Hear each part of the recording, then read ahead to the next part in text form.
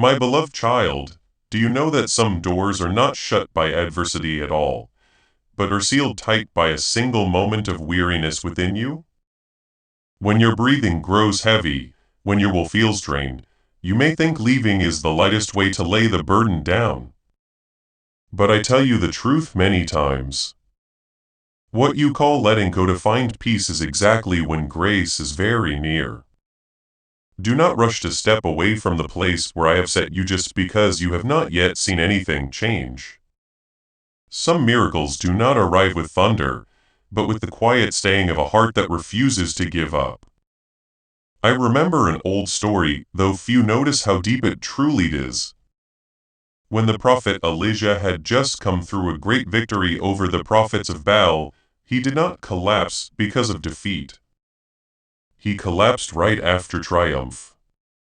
He was exhausted, afraid, and asked to die beneath the broom tree. Yet I did not accuse him, nor did I push him to rise at once. I let him sleep. I fed him, I gave him rest. And only when his soul had been soothed, I whisper, not in the great wind, not in the earthquake, but in a gentle, quiet voice. Do you see? There are moments when I do not need you to be stronger. I need you to stay long enough to be restored. I want you to understand this staying is not weakness, but a sign of maturity and faith. When you are still young, you easily walk away from anything that makes you uncomfortable. But as you grow in me, you learn to distinguish between what hurts you and what is shaping you. There are seasons where if you leave too soon, you do not lose me. You lose the ability to see me working in silence. Staying is not stubbornly clinging to circumstances. It is choosing to stand still long enough for your heart to take root, so that your faith no longer depends on passing emotions, but on steady trust. The mature do not ask, "What do I see?" They ask, "What am I learning?" I want you to release a burden you have carried for far too long. The burden of having to fix everything by yourself. You think strength means never stopping, always pushing forward, always solving, always forcing your way through. But I tell you a truth that sounds upside down when stress takes the throne. Wisdom often walks away. So there are times I do not open a path immediately, but open a quiet space. I do not push you forward, I call you to pause. Rest is not running away. Rest is returning to the right place where you no longer try to be God in my place. When you are willing to be still, your mind is renewed.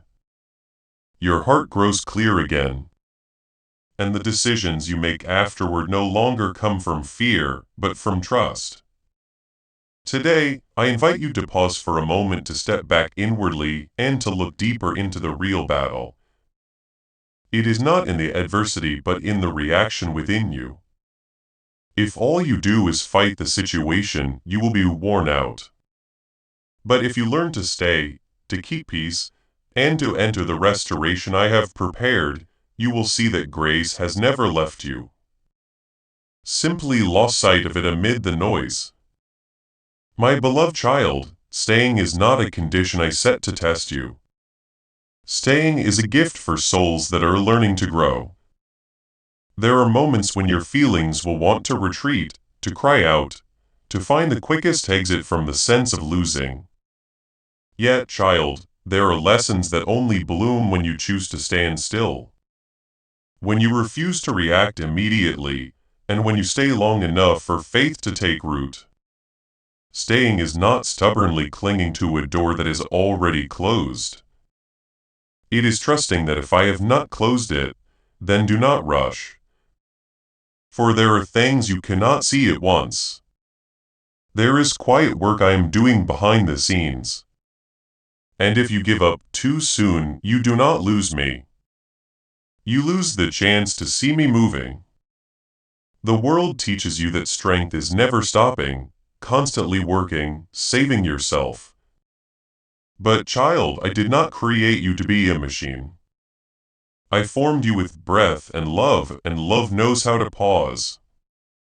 When stress rushes in, have you noticed how easily you make the wrong decisions because your soul is tired?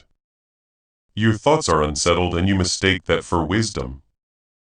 But no, it is the voice of fear. Let me teach you how to rest. Rest is not giving up. It is returning. Rest is an act of faith. Trusting that I am still at work when you stop trying to control everything. And in that stillness, you will hear my voice more clearly than ever. I know the world is full of sparks, slander, pointless arguments, senseless insults. They are like glowing coals waiting only for a gust of wind to become a fire. But child, peace is not luck reserved for those who are naturally gentle. When you choose not to answer. Provocation, when you choose not to argue. Just to prove something, when you keep your heart quiet amid the noise, in that moment you are declaring that your God is greater than every criticism. Peace does. Peace is an intentional choice made by the one who has faith. Not make you weaker. It is a silent victory the enemy cannot destroy. When you keep peace, you keep your heart from falling. And that is part of the victory I want you to hold. So child, today do not surrender to your emotions too quickly. Do not lock shut what I am opening. My grace has not left. It is only that you need to stand still long enough for it to touch you again. Stay, rest, be at peace, and you will see the greatest battle is within. But the greatest victory begins there as well. If you need me, I will be here. And if you stay, I will do the rest. My beloved child, there will be times when you feel nothing at all. No spark of inspiration, no trace of motivation, no tears left to cry, not even words left to pray. And in that moment, you may think you have hit the bottom. That surely I have nothing left for you either. But do you know, in the emptiest place at the lowest point, I'm still working, and staying then is not easy. It is a discipline found only in souls that are beginning to mature. No one grows in the bright, easy days. People mature when they endure without running away. When they hurt without complaining, when they are weary yet keep a quietness within. Staying is not the weakness of resigning yourself to be beaten. It is the strength of one who knows life is not built on feelings, but on faith. No one can live on emotion forever. A day will come when emotion runs dry and only the choice remains. Will I trust or will I stop? Many have thought that staying means being slow, indecisive, or easily wounded. But in truth, staying is when you refuse haste. Refuse to be swept along by the current of instant reaction. Staying is choosing silence before you answer. Choosing prayer before you respond, choosing to listen before you accuse. And that is not easy at all. It requires a will tempered through hardship. Once in Scripture, I allowed a young man to be sold into slavery by his own brothers. Do you know who he was? Joseph, a pure and upright soul, gifted with dreams from me, yet crushed by jealousy and betrayal. He was thrown into a pit, sold to foreigners, falsely accused, imprisoned. No one stood beside him, no one defended him, no one knew he was innocent. And through the long years of being forgotten in the darkness of prison, Joseph did something few would even think to do. He stayed. He did not run, did not grow bitter, did not seek revenge, did not try to overthrow anything. He stayed in trust that I was still working even when no one could see. And at the appointed time, I lifted him from prison to become ruler over all Egypt. And through him I saved his own people from famine. If Joseph had given up 1 year earlier, 1 month, or even 1 day, what do you think would have happened? I am not only testing your faithfulness, I am forming it. For you cannot step into what I have prepared while your heart is still fragile, still wavering, still easily shaken by passing emotions. You must learn to stand still, and that is the costly lesson of spiritual maturity.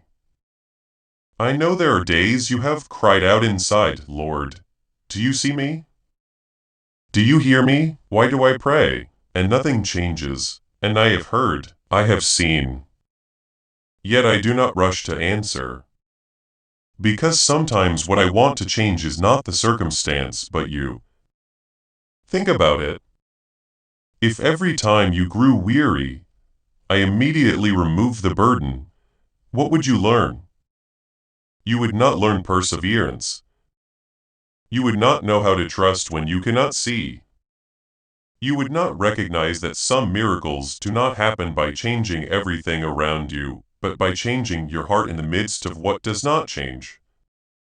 And once you learn that, you will no longer be a weak believer living by feelings. You will become a warrior of the kingdom. One who knows how to wait, how to endure, how to trust, and how to stay until God completes what he began. People often quit right before the good arrives. The devil knows this. So he constantly tries to make you tired, make you doubt, make you believe there is nothing ahead.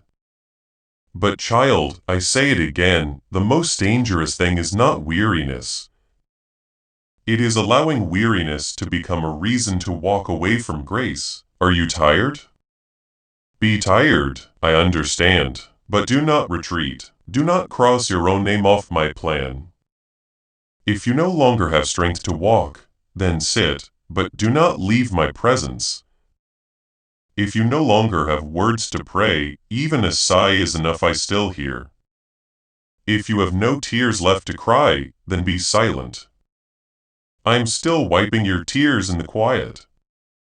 For what matters is not that you are always strong, but that you know how to stay. Stay when you feel empty. Stay when the promises have not yet become reality. Stay when others have left. Stay when your heart most wants to give up. Because I, your Lord, never take back my promises. Yet I entrust great things only to those who are mature enough to guard their hearts through seasons of dryness. Are you walking through a dry season? Then remember this. No roots grow deep while the soil is still wet. Only when the human heart is parched do I cause faith to drive its roots downward. And only roots of faith that run deep can stand firm when the storm comes. Today, if you feel as though you have nothing left to hold on to this. Staying is the act of someone with long vision. Those who live for the moment give up when they encounter failure. But those who live for eternity for a purpose bigger than themselves, they stay. They wait, they trust, and they keep walking in silence. Not with empty hands, but with a heart that has been refined with an unshakable faith and with a steadfast testimony for the kingdom of heaven, like Joseph, like you. If you do not give up, I know you are. And then one day I will lead them out of the darkness. Weak. But I do not need you to be strong by your own strength. I only need you not to turn your back. I need you to remain. And if you can do that, the rest is mine. For the enemy may steal from you a night of sleep, an opportunity, a loved one. But if you keep your faithfulness, it cannot steal your future. So stay even when your heart is tangled. Even when you cannot see anything yet, because one day you will understand, stay does not slow you down. It sets your steps in the right direction. Beloved, there is a truth that is hard to accept, especially for those who are used to bracing themselves through life. You are not exhausted because your circumstances are too heavy, but because you were trying to carry things I never asked you to carry.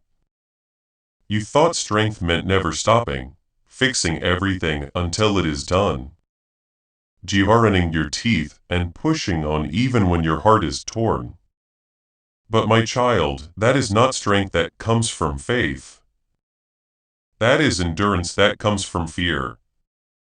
Fear that if you stop, everything will fall apart. I did not create you to live in that rigid tension. I did not call you to be someone who must always try a little harder. I called you to abide in me.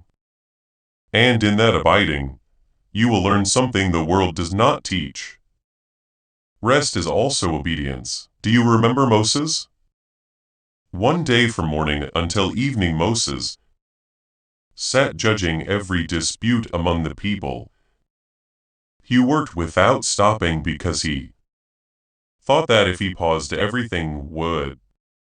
He led my people out of Egypt, faced the Red Sea, the wilderness, and the ceaseless complaints of millions.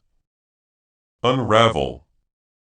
But in that moment Jethro, his father-in-law, spoke to him with plain honesty. What you are doing is not good. You will wear yourself out, both you and the people. Do you see? Doing more is not always faithfulness. There are times when continuing is actually going against my will. Giving to this work through the link in the description or the pinned comment.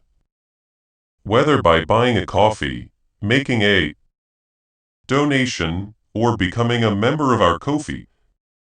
Please know that every seed you plant in this mission will grow into a torch that shines in someone else's darkness. Community does not go to a channel. Your actions are supporting a divine mission to save lost souls. Heaven moves through willing voices, but it grows through hearts that are kind. This is what I say over you now. Each gift you give is like a stream of living water that flows into the life of someone who needs healing. Give and it will be given to you is not just a verse for Jesus. It is a living promise that shapes your future. Allow me to invite you now with a simple act of faith. Come into this moment with purpose, with honesty, and with hope. The money you give today is not a donation. The act of spiritual obedience that lets your heavens open is what opens them. Let go of your seed and see what God brings back into your life. And I use that counsel to teach Moses to delegate, to release, to rest so he would not break along the way. But my child, you often do the opposite. When pressure rises, you grip tighter. When anxiety stirs, you try harder to control. You fear that if you do not do something, you will lose everything. Yet that fear is what pushes you to make decisions in the dark. To say words that wound, to choose paths you later regret. I tell you the truth. A soul that does not know how to rest cannot discern what is right. When you are weary, you can no longer hear my voice clearly. My voice is gentle. It does not force itself into chaos. I wait for you to become still. I wait for your breath to slow. I wait for you to open your hands. Once in the midst of a furious storm on the Sea of Galilee, the disciples panicked. Rowing in desperation, waves poured into the boat. The wind lashed hard and they thought death was near. But what was I doing? I was sleeping. Not because I was indifferent, but because I knew that storm had no authority to kill them. Have you ever wondered why I slept in the storm? Because I wanted to teach them and teach you that peace does not come from controlling the wind and waves. It comes from knowing who is in the boat. When the disciples woke me, I did not only calm the storm outside. I also asked them, why do you still have no faith? Because I know that if you do not learn to rest in me, then even when the sea is quiet, your heart will still surge. You often ask me to rescue you, but rarely ask me to teach you how to rest. You ask for a way out, but not for a quiet heart. You want the storm to stop, yet you do not let me stop you first. And that is why many times I do not immediately change your circumstances, because I am inviting you back into stillness. Rest is not escape. Rest is handing the steering wheel back to me. When you rest, you are saying, I am not God, and that is the most beautiful confession I can hear from you, my child. There are decisions made in exhaustion that can cost you for a long time. There are relationships shattered simply because you reacted before you had rested. There are doors that closed not because I refused to open them, but because you rushed in before you were healed. So I am not only the one who rescues you from danger. I am also the one who teaches you to stop before you become a danger to yourself.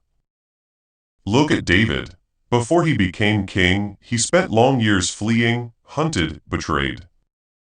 There were moments when he could have used his own strength to end Saul and bring that weary season to a close. But David did not do it. He waited. He rested in the promise. He refused to act out of human impatience because he understood that if something comes without me, it will carry consequences he cannot bear.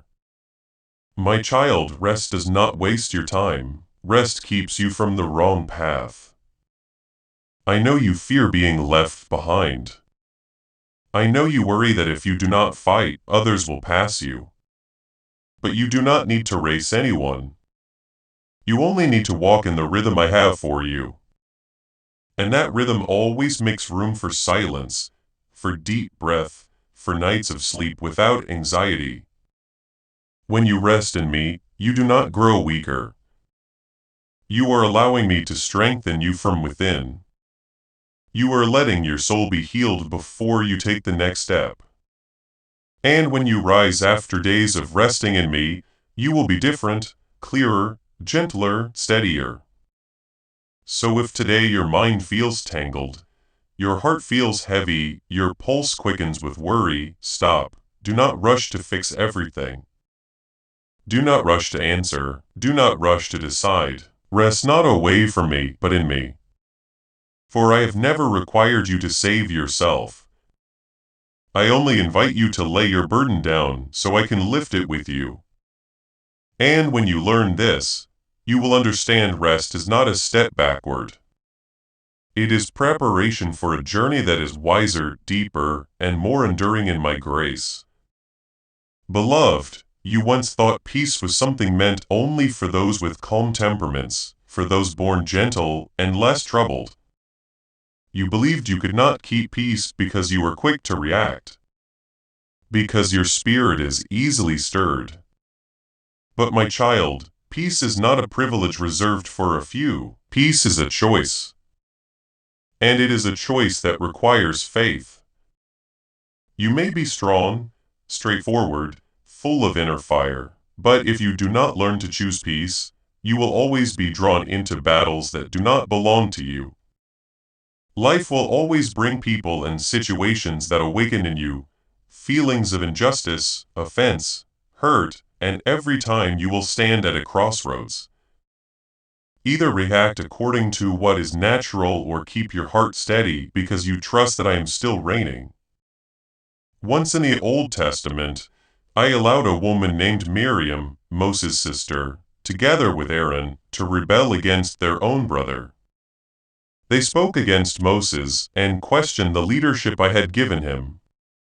And Moses, the leader of millions, could have reacted, defended himself, used authority to silence that resistance.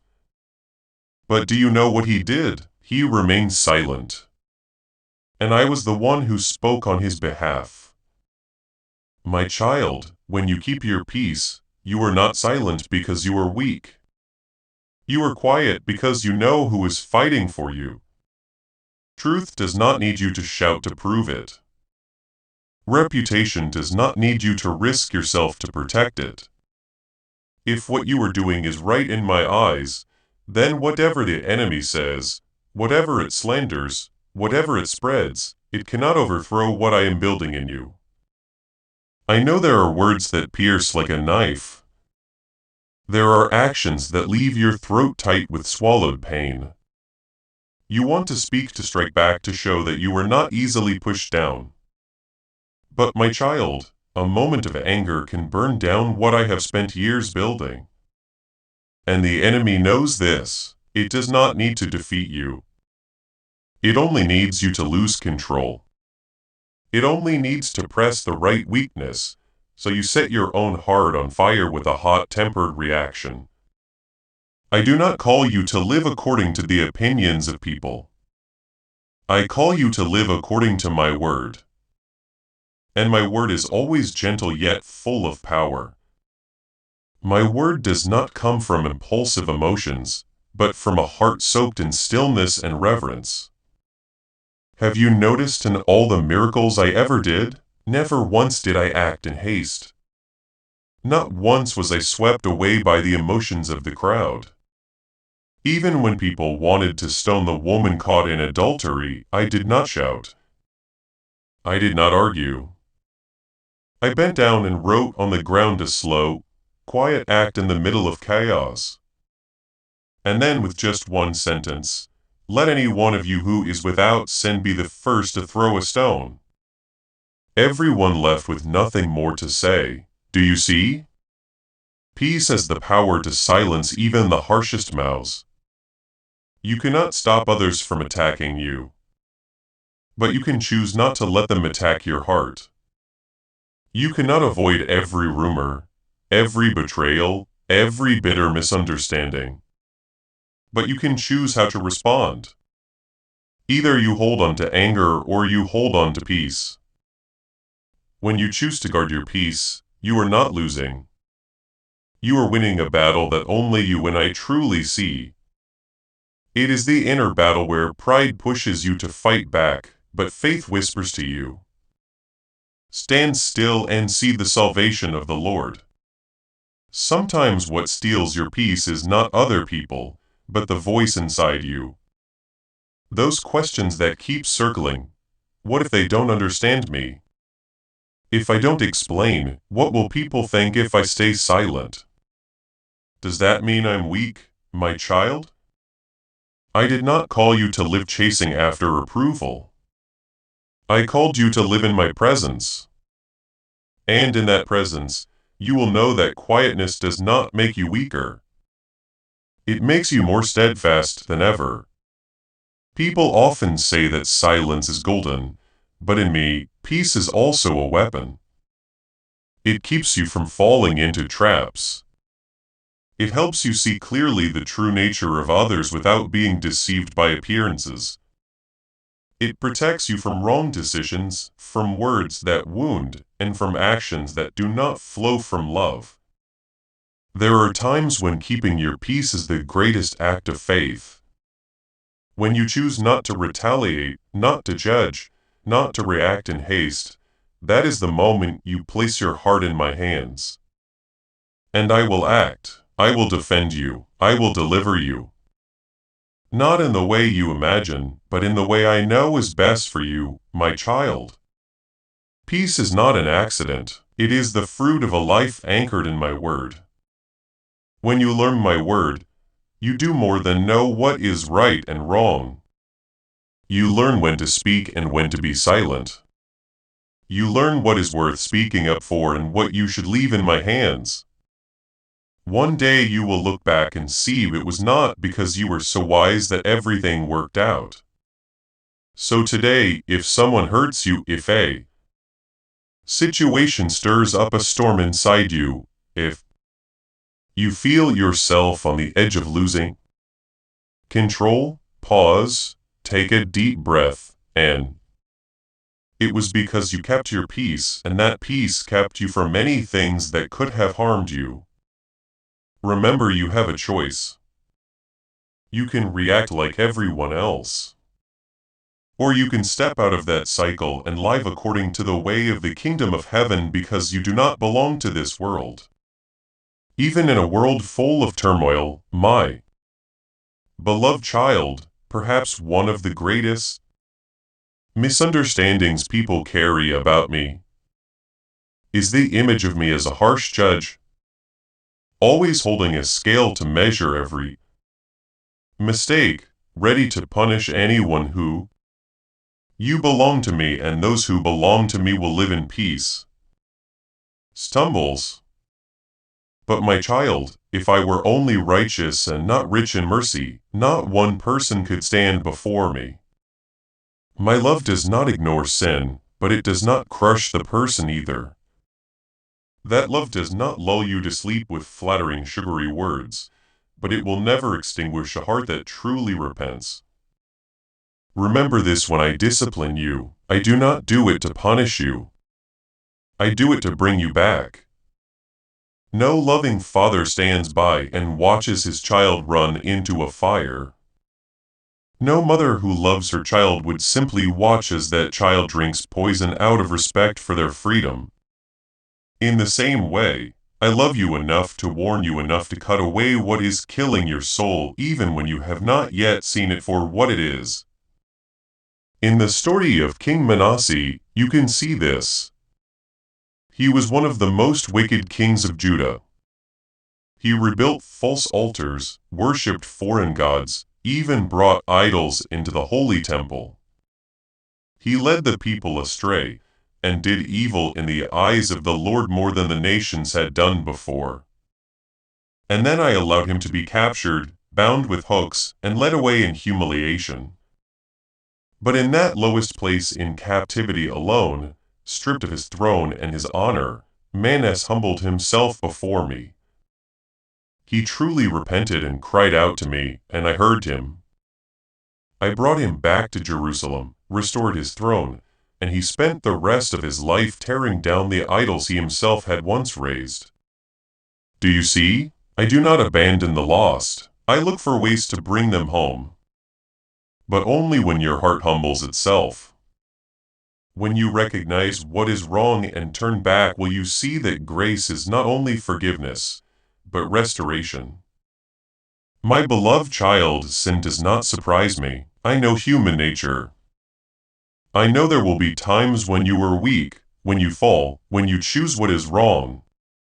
But what I desire is not a religious mask of perfection. What I desire is a heart that truly wants to return. Maybe you are living in a wrong habit, in an unhealthy relationship, in a way of thinking that is slowly eating away at the character and faith you once had. Maybe you keep telling yourself, I'm not worth coming back anymore. But my child, repentance is not a sentence. Repentance is the way home. I do not label you by your past. I see you through the lens of your potential to be restored through the light I placed in you from the very beginning. I do not want you to live in shame, but I also will not let you live comfortably with your sin, because I love you too much to let you drift along in what is killing. All you need to do is come back and step into the truth, not to be condemned, but to be rescued.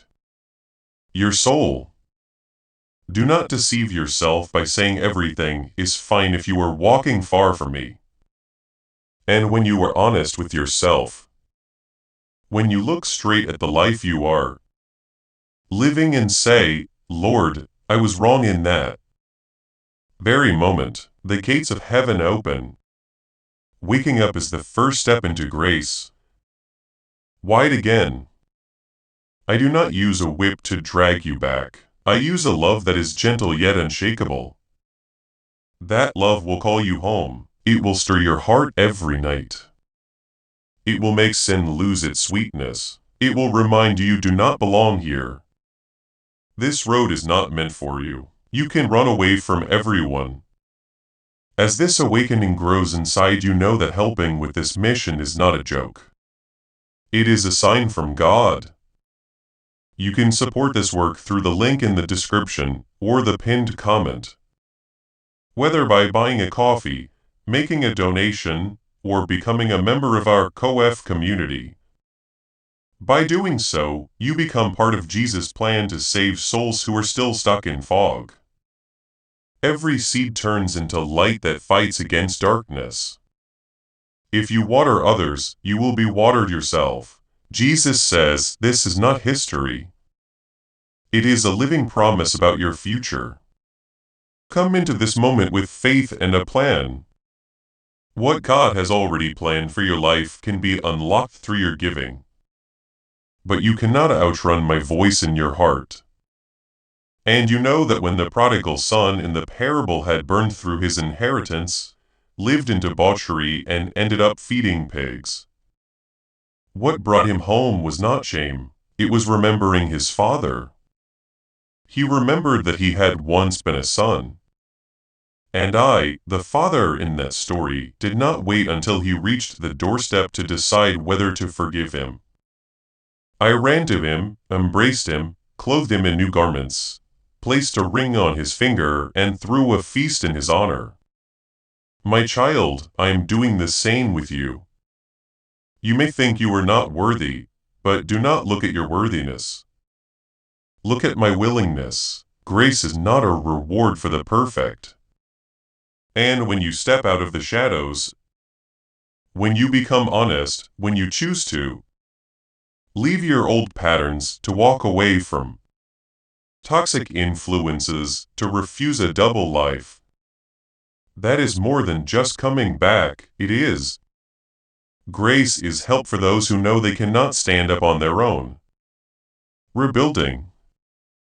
I will not only wipe away the stains inside you, I will clothe you in new robes.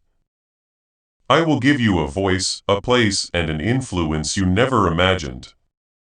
But all of this begins with one thing, the decision to return. So today, my child, stop tormenting yourself. Stop hiding your sins in dark corners. I already know everything, and I still call you my child. I still love you. I am still waiting. I am still holding open the door of restoration. My love does not indulge sin, but it does not crush the fragile heart. And if you will step into the light, I will not reopen your past. My beloved child, you often see your life as a short stretch of road, as a tangle of days spent struggling with daily needs, failures, trials, and complicated. I will rewrite your future. Relationships around you. You think that if you can just get through today, if you can stand firm today, if you don't collapse today, that is enough. I am looking at the entire flow of your life, your family, those who will come after you, faces you have never seen who will carry your blood, your memories, and the imprint of the choices you were making. But my child, I am not only thinking about you today. Now, the blessing I have for you is not limited to a single lifetime. It is like a seed. You may think you are only sowing something very small. Just a prayer, one act of forgiveness, one decision to refuse sin, one quiet step of faithfulness when no one sees. But you do not realize that this seed, when placed in my hands, will grow far beyond anything you can imagine. Once Paul looked at a young man named Timothy in the eyes of the world. He was just an ordinary youth with no title and no status. But Paul told him that a sincere faith lived in him. The same faith that first lived in his grandmother Lois and in his mother Eunice. Do you see? Faith does not appear out of nowhere. It flows from one generation to the next like an underground stream that I myself faithfully sustain. That grandmother, that mother may have been nothing more than unnamed women, faces no one remembers, names no one calls. They may have simply prayed quietly in the night, taught their children a few verses of scripture, lived a simple life of faithfulness and loyalty, never standing out. Yet it was their hidden love and steadfast faith that became the foundation for Timothy to become a servant of mine, carrying my word to many souls. My child, blessing is not always dazzling, grand, or immediate. Often it is woven through slow and humble things.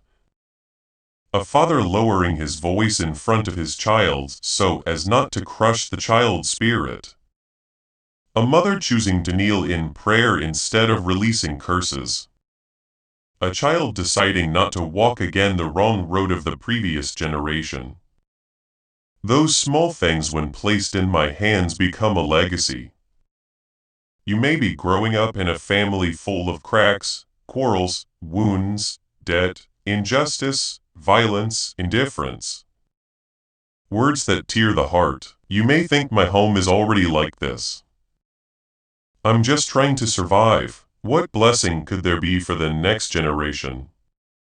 But my child, I am not asking you to keep repeating the old story.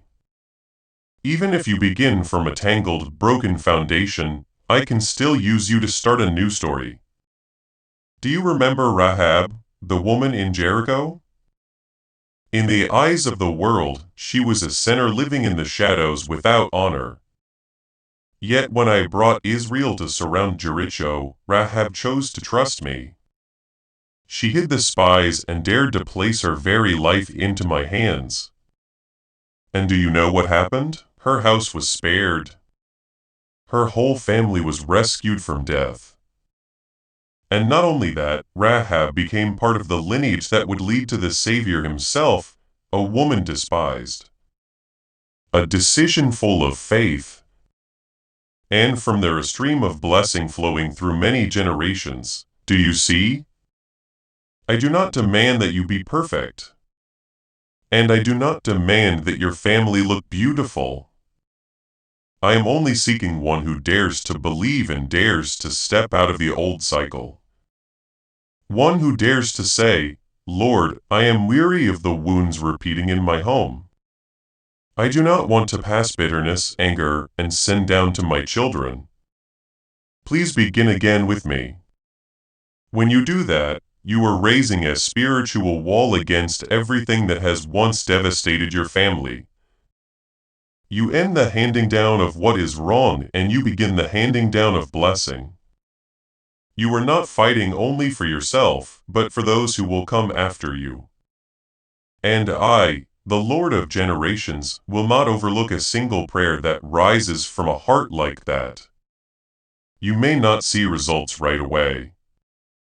You may pray for your family and everything still looks the same. You keep loving patiently yet others remain hard. You abandon harmful habits yet the marks of the past still press deep. You grow discouraged because you cannot see change. But my child, blessing is often not loud. It seeps in slowly, like rain soaking into dry ground. The day you choose not to answer with harshness, a seed of blessing is planted in your children's hearts. The day you kneel to pray for your husband, your wife, your parents, instead of only accusing, a seed of blessing is planted in your bloodline. The day you decide to forgive an old wound, I am breaking a chain that is wrapped around your family for many years. From heaven, I do not see only scattered actions. I see an entire line of history. And I want to use you as a turning point to bend what was headed toward ruin back toward rebuilding. You do not yet have a family of your own. That is all right. Your blessing does not pass only through blood. Each time you give encouragement, each time you stand in the middle of conflict and choose to defend what is good, you are letting my blessing flow through you into. It also spreads through the people you touch, the souls you uphold, the children you encourage, the friends you intercede for, the lives of others. But my child, do not forget this blessing is not merely the solving of material hardship. You may not leave your descendants many possessions, but if you leave them an example of prayer, a heart that fears me, and a story of the times I have rescued your household, then you have left a.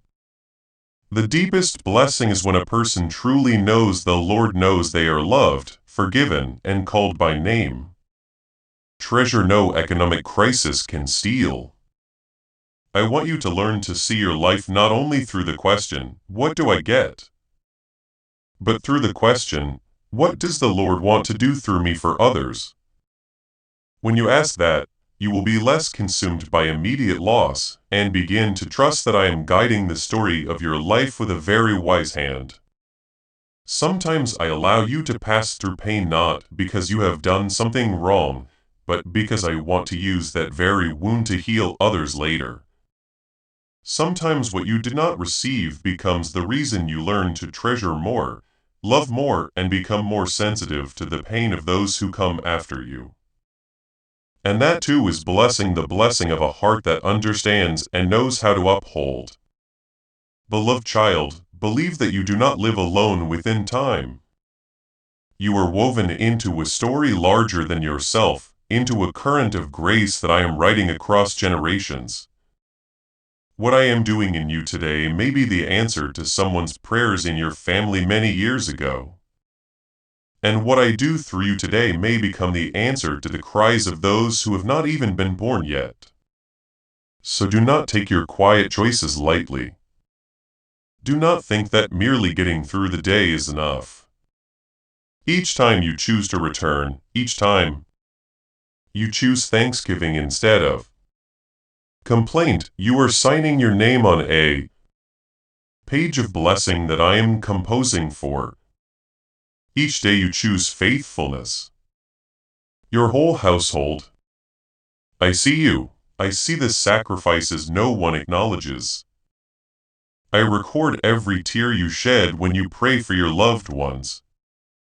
I hear every groan you breathe out because you long for your family to be free, to be healed. And I promise you, no prayer of intercession for others is ever in vain. If you do not see the fullness of the outcome in your lifetime, you will see it one day when you stand before me. And I let you look back on the whole story in heaven's light. Therefore, my child, keep sowing. Sow with tears, yet with faith. Sow in weariness, yet do not let go. Sow in quietness, yet with hope. For the blessing I have for you does not stop with you. And you, no matter where you come from, no matter what you have lived through, can still by my grace become the beginning of a new line of blessing for your family. It is designed to flow onward, to spread wider, to become a legacy for those who come after you. I want to do that, and I am beginning from your heart right now. My beloved child, if you knew what I am holding in my hands for your life, perhaps you would not hesitate so much. You would no longer cling to the little things you fear losing. You would no longer grip the old habits that are wearing your soul away. You would step forward with an open heart, ready for me to shape you, correct you, and refine you because you would understand that whatever I do within you leads to a life that is stronger, freer. You would no longer delay before the invitations I have placed upon your life, and more glorious. But I know you do not find it easy to believe this. You have endured too many disappointments, too many deceptions, too many times you placed hope in people and were betrayed. And so when I say let me lead the way, you unconsciously raise a wall. You say you love me, yet deep underneath you still keep a territory you will not let me touch. Your fears, your wounds, the habits you think you cannot live without. If you dare to turn from those things, dare to cut off wrong choices, dare to lay down dangerous games with sin. If you dare to place me on the throne of your heart, not with songs alone, but with daily decisions, you will see something happen. And I begin to intervene deep within you. Not merely to make you better behaved, but to make you like the warrior I intended you to be. I do not give you commands and then leave you to manage on your own. When I call you, I also prepare the power for you to walk in that calling. You see yourself as timid, weak, lacking confidence, stumbling over words, afraid of being judged, afraid of others' eyes, afraid of being misunderstood. But I look at you with a different gaze. I see in you the ability to rise with strength, to speak truth boldly, to choose what is right even when no one supports you. You have simply not yet allowed me to fill you with the courage that comes from the Holy Spirit. When you are willing to open your heart, willing to loosen your grip on what you are clinging to, I will enter and touch the parts you thought could never change. I will gradually undo your timidity, peel away layers of fear, heal the wounds that make you always feel less than others and in their place. I will form a heart that is firm and steady, a heart that knows to whom it belongs. I do not promise you that from the day you open your heart to me, life will become smooth. But I promise that from that moment you will no longer tremble before the storms as you once did. A strange strength not born of personality or effort, but coming from me will begin to ignite within you. You will start to realize that you are not as easily panicked as before. Not as easily crushed by a few judgments. Not as quick to run whenever adversity appears. Not because you have become cold, but because you have learned that your victory does not begin when circumstances are favorable. It begins when you surrender to me. Your victory over today's trial begins at the moment you decide. I will not run anymore. I will stand with you. Even if I still tremble, I will choose to believe, choose to obey. Choose to cling to your word. You may feel as though you are fighting alone. But in reality, the fiercest battle has had its outcome decided long ago. On the cross, I declared victory. Darkness, sin, and judgment have all been defeated. You are not fighting to see whether you can win. You are walking the path of one who has already been placed on the side of victory. Still, you must step forward. You must take hold of what has been prepared for you. Come to me in prayer, not as a numb ritual repeated without life, but as a living conversation between you and the one who understands you more than you. That is why I invite you, trust me, not only with fleeting feelings, but with a quiet steadfastness. Understand yourself. When you plead with a trusting heart, when you take my word as your support, you are holding in your hands the only sword that can sever the lies that have bound you for so long. Every verse of scripture you etch into your heart.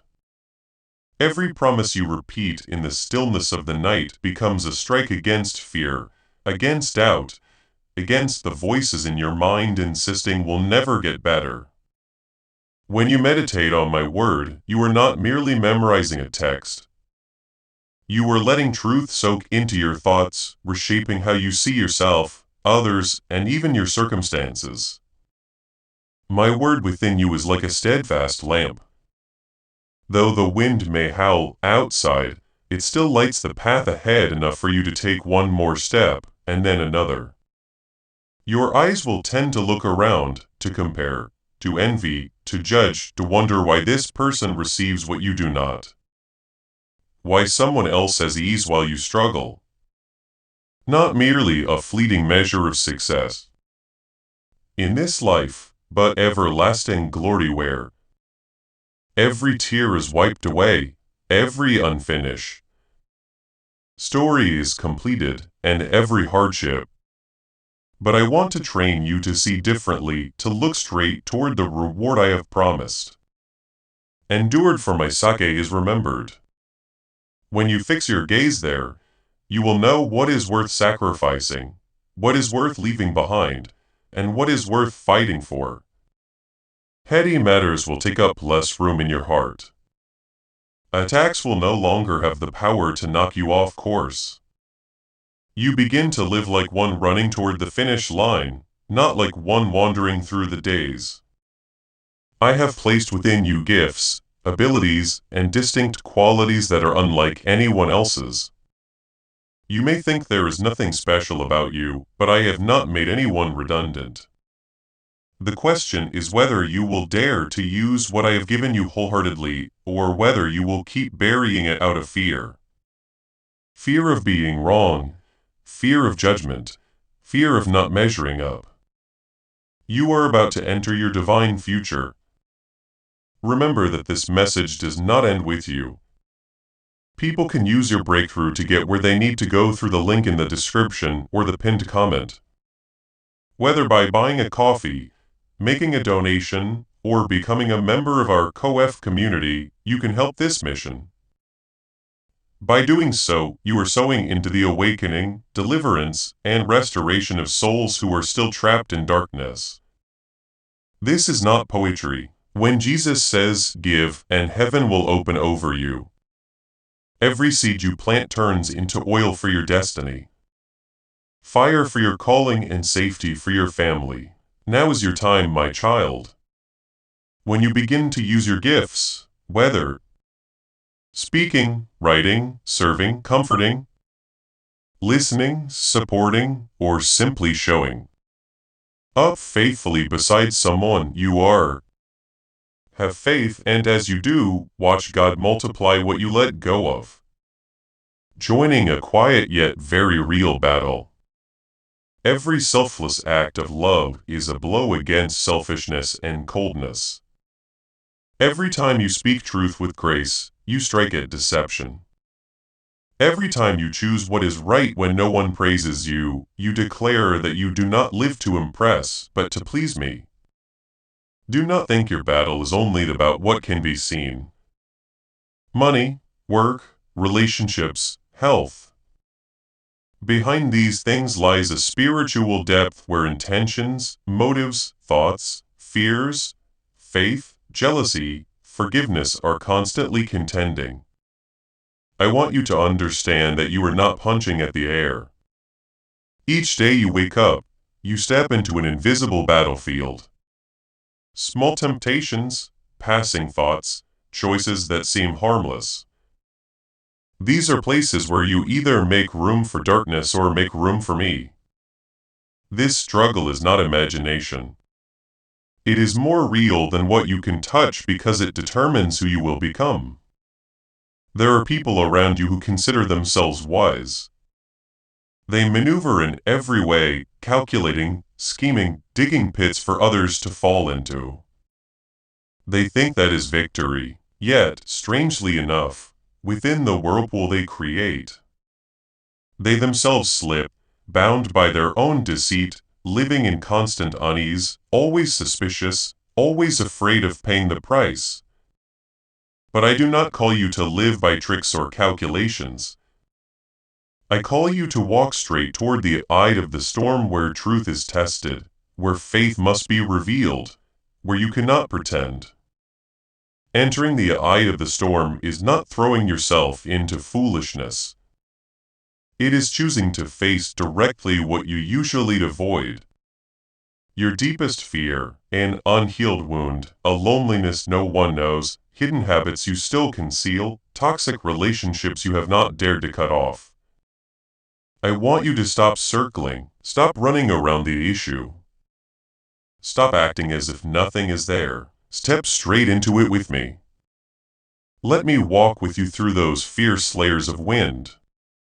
With a heart that no longer wants to compromise, you become like a warrior, driving the sword of faith into the ground, marking the place and saying, when you dare to stand in the midst of the storm of your life, not with empty hands, but gripping my word with faith that trembles yet is true.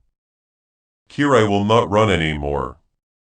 Here I stand, and when you raise high the banner that belongs to me, not a banner of pride, but a banner of surrender, heaven and earth both know which side you have chosen. I do not abandon the one who carries my banner on the battlefield. There will be moments when the storm still roars and lashes your face. when your prayers have not yet been answered the way you hoped. When nothing outside seems to have changed, yet deep within, a change has already begun.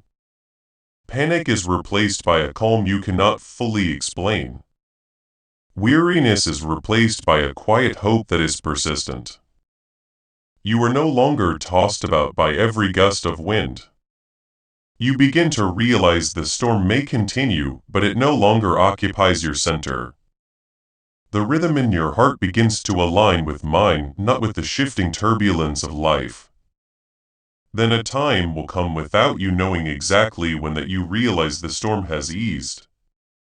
No commotion, no fireworks, just an ordinary morning when you wake up and discover you are no longer being choked by the old dread.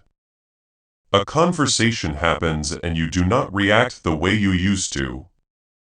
A familiar situation returns, but this time you respond with peace and wisdom. That is the sign that the victory I have already prepared is beginning to be revealed. That victory is not only that circumstances get resolved. That victory is first of all that you are being transformed. You are no longer a runaway, but one who stands firm. You come out of the storm not as someone left in ruins, but as someone who knows me more deeply, knows yourself more truly, and understands the real meaning of the. You are no longer a permanent victim of circumstances, but a witness of my grace in the midst of them. Battle you are part of. My child, all of this begins with a choice that seems very small. Opening your heart to me, turning your back on sin, making me your priority, allowing me to shape you. From that choice, I build within you the heart of a victor. Not a loud victory, but a quiet and enduring one. And as you continue to walk in that way of life day by day, whether you notice it or not, you are writing another chapter in the triumphal story I wrote for your life. Not a victory to boast before the world, but a victory to stand steady before me. Long ago, beloved child, a day will come when you stand on the very ground you once only dared to look at from a distance in fear. And in your hands then will no longer be tears of disappointment, but the mark of victory I have set within your heart on that day. You will realize that every trembling step, every sleepless night, every prayer you thought was hopeless, none of it was wasted. Each time you did not run, each time you chose to rise instead of surrender was a moment when I quietly pushed your boundaries a little farther. When you look back, you will see you are no longer where you once were, but standing higher, steadier, deeper, and your heart will be marked by victories. You thought you were walking in circles, but in truth I was leading you upward. Known only to you and me. And you will set foot upon the land that was once a wound, a shame, a failure. And you will be like one who plants my banner there, whispering to yourself, this used to be where I fell. Now it has become the place where I belong wholly to the Lord. I allow you to face hardships, not to push you into misery, but to open for you a new territory in the Spirit. A place you once could not understand or reach because you had not yet passed through the refining fire. You do not go alone, you do not fight alone. And you were never thrown into battle only to be abandoned. I know exactly what I am doing. And I do not send you into the storm to become prey for the destroyer. I send you into the issue with peace. Because even before you saw it, I was already standing there waiting for you. You do not belong to panic. You belong to me, and I am Lord over both the battlefield and your heart. There are times you ask, why would God let me enter this? Why doesn't He spare me the friction, the criticism, the losses, my child? If I removed every difficulty from your life, you would live like a child with no backbone. Only happy when the sky is clear, collapsing the moment storms arrive. I love you too much to raise you in such weakness. I allow trials to come, but I go with you into them, and I watch every boundary. The enemy may roar, but it cannot cross the line I have set. It may intimidate, but it cannot destroy the destiny I have written for you. Each time you tremble before what you fear most, and still choose to cling to me, I cover you with a protection that is invisible yet utterly real. Often you cannot see it. But my angels are encamped around you, standing between you and the hidden schemes that would devour you. Without me, you would have shattered long ago. If I loosen my hand for even a moment, you would not be standing here to hear these words. You have made it to today not because you are skilled at hiding pain, not because you are stronger than everyone else, and not because you know how to calculate that. So, do not let fear deceive you into forgetting that you are surrounded more than you realize. Long road ahead. The deeper reason is this. I have lifted you up countless times without you knowing it. They were falls that should have crushed you. Yet I placed my hand upon your heart so that faith would not go out completely. There were moments you were exhausted and wanted to quit.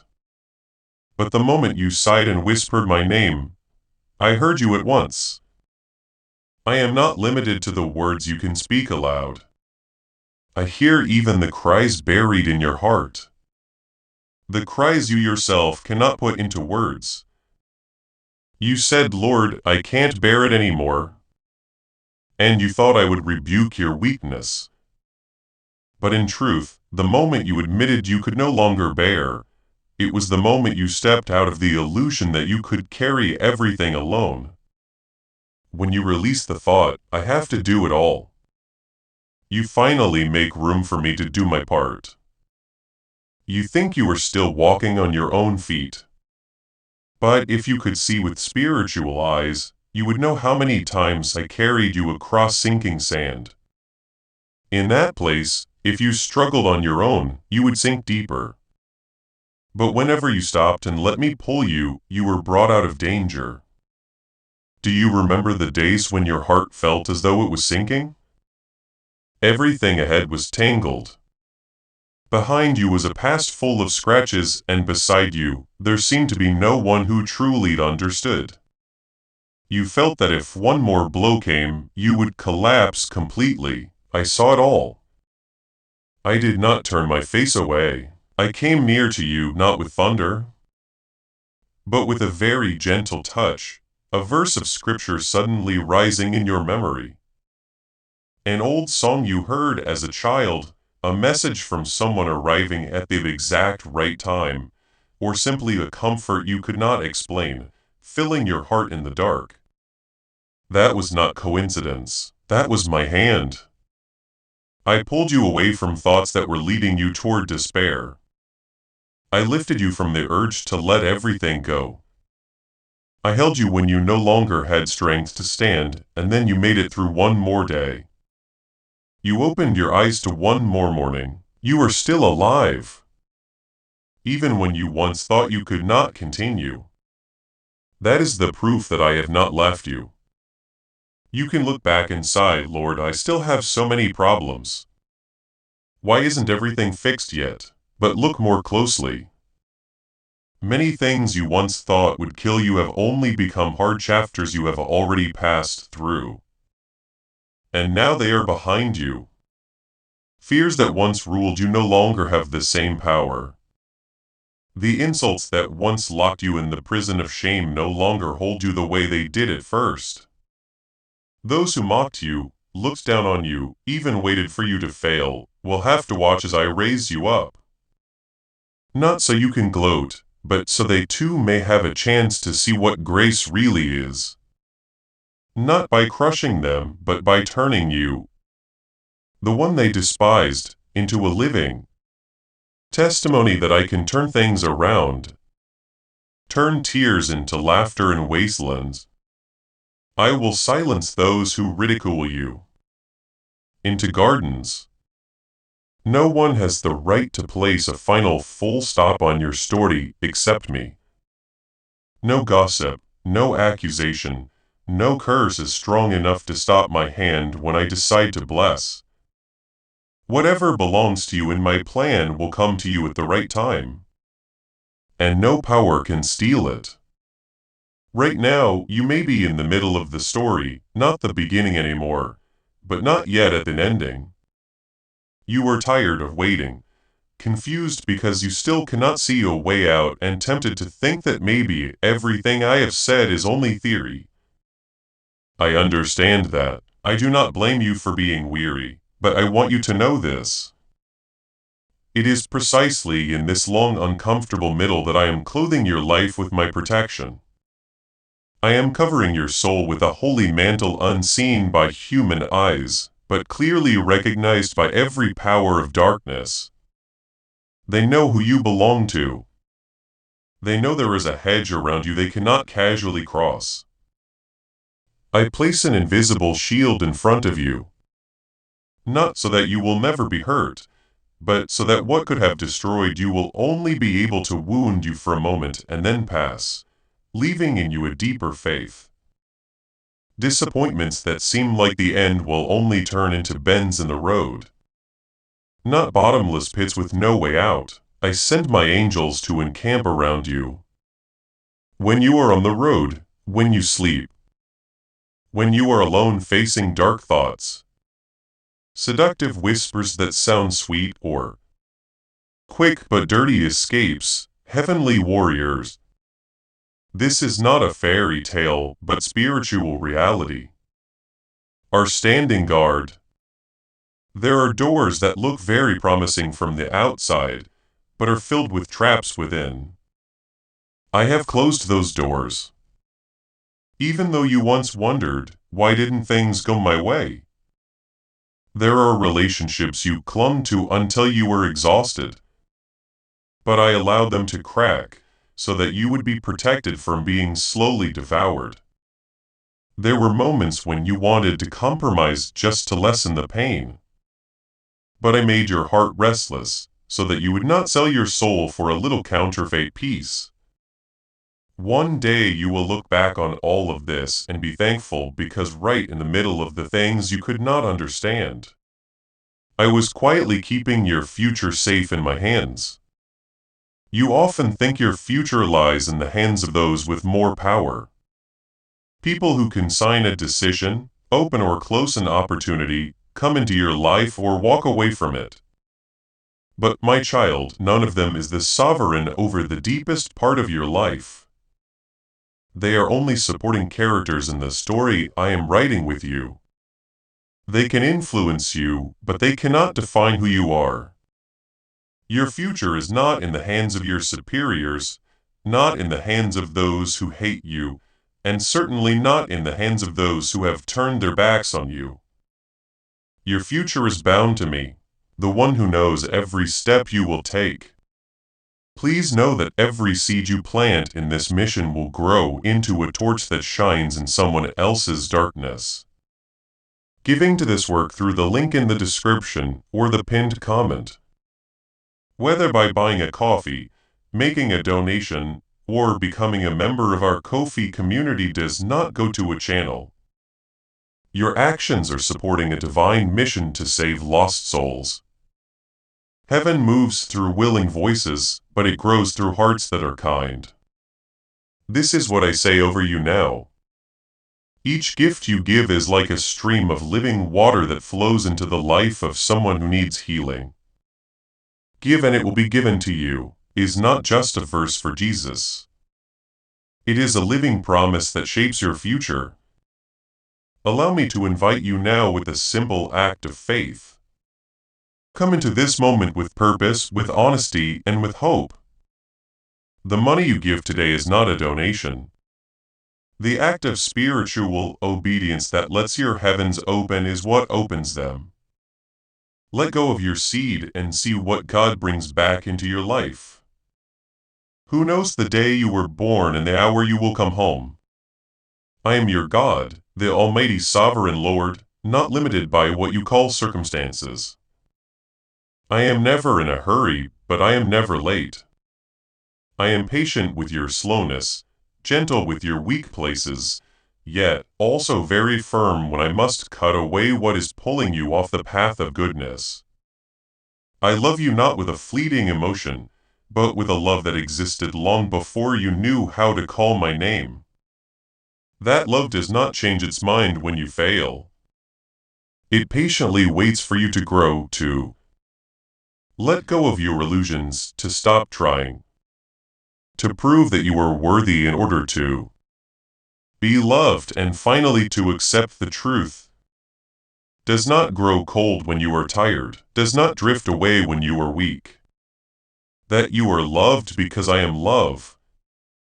The season of sowing, the season of tears, the season of drought, the season of confusion to bring you into the season of harvest, the season of restoration, the season of understanding that everything I have allowed to happen is working together. I will faithfully lead you through every season for your eternal good. My will does not always match your wishes, but it is always better than your wishes. And I will finish what I have begun. No power can break the plan I have sealed over your life. As long as you do not turn your back and agree with the lies. Keep going, not in confidence in yourself, but in the assurance that even when I am weak, the Lord is strong. Even when I tremble, His hand is steady. Even when I cannot see, His will is still being done. One day when every storm has faded into a distant echo, you will stand in the place I promised. Look back on days that once seemed meaningless, and you will whisper, Lord, thank you for not letting me walk alone. Thank you for keeping your word even when I doubted. Thank you for protecting, sheltering, and guiding my life in a way that only you could. And I, as I have always done, will smile at you and say, I was there the whole time. Today, I want you to answer me with your heart, not just with your lips. Whisper to me. No matter what people say, no matter how the world's opinions shift, I still choose to trust my Lord. I want to hear those words from the very depths of your heart. Not because I need to be comforted, but because when you confess this way, your own soul will be set free. You will no longer be dragged up and down by unstable judgments. Because you will know clearly your value is not defined by anyone else's words, but sealed by my love. My child, do not let people's careless words become chains in your mind, rumors, ignorant judgments, words spoken behind your back. All of these are just dust blown by the wind. If you keep those words in your heart, replaying them over and over, chewing on them day and night, they will grow roots, cling deep, and become darkness, weighing. They may sting you for a moment, but they are not worth the peace I paid for with my own life to give you. Down your soul. I do not want to see you like that. I did not create you to live under the yoke of toxic voices. I made you to live in the light of my word. To walk lightly because you know you are loved, chosen, and sheltered. Picture those harsh words as dried leaves swept up by a gust of wind. They may whirl around in the sky for a while, making a bit of noise, but then they fall and disappear. My love for you is different. It does not come and go. If you make a habit of resting your heart on people's approval, you will always be tired, always striving to prove yourself, always afraid that a single mistake will. It is there unchanging, unfading, unmoved by anyone's gossip. Get you rejected. But if you set your heart on the foundation of my love, you will stand firm. You will no longer live in confusion, no longer sink into darkness because of what people say about you. You will still feel sadness at times, but that sadness will no longer consume you because behind it are my arms holding you close. I am knocking at the door of your heart and inviting you to give me the place that is wide and deep. Do not give the center seat of your heart to other people's opinions. I want to be the one whose voice is loudest in your soul. Close your heart to twisted words, but open it wide to my gentle whisper. The world will always have people who want to define who you are. A failure or a success, worthy or unworthy, good or bad, lovable or discardable. But my child, those judgments do not have the final say over your life. Your destiny is not in the hands of those who slander you. Your destiny is in my hands. I am the only one who has the right to pronounce over your life. And I have chosen to love you. I love you not with a vague, distant kind of love, but in very concrete ways in your every life. I place around you people who quietly care. I give you a family which, though imperfect, still includes hearts that want you to be at peace. I give you friends, companions, those who at some point have stood by you when you collapsed and did not walk away. These are signs of my love. I also guide you through situations that seem random, but are actually full of meaning. There were times you were spared from an accident, protected in a decision, given an open door at a moment that seemed closed. Do you remember these things? That was me whispering to you, you have value. You are not meaningless. I am still taking care of you. I have placed in your heart a purpose that no one else can replace. I created you not to be a copy of anyone, but to be yourself. A person with a unique story, unique wounds, a unique journey, and a unique calling. Do not let a few ignorant words bury that purpose. Do not allow shallow opinions to cover over the grace I have put within you. I see the goodness in you that even you have not yet noticed. I see your tender heart. I know the times you chose silence when you could have struck back. I record the nights you cried in secret and still chose to pray for the ones who hurt you. I see it all. I understand it all. When you stand at the crossroads having to choose whether to let anger control you or to step into the peace I give, I want you to remember that you are not alone in, and I value these things far more than any evaluation chart that human beings could draw up. That battle. I am standing beside you. I am giving you strength not to react out of instinct, not to answer with hurtful words, not to pour more fuel on the fire. The temptation to retaliate will always show up. It whispers in your ear. You must answer back. You must prove yourself. You must make them regret it. But my child, if you follow that whisper, you will step into a never-ending spiral.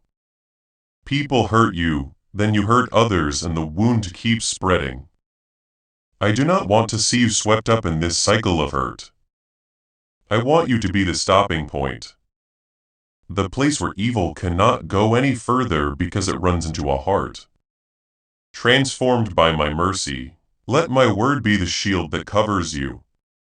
When emotions rise in you like waves, when your chest tightens with indignation, when your mind is full of imagined scenes of revenge, pause for a moment.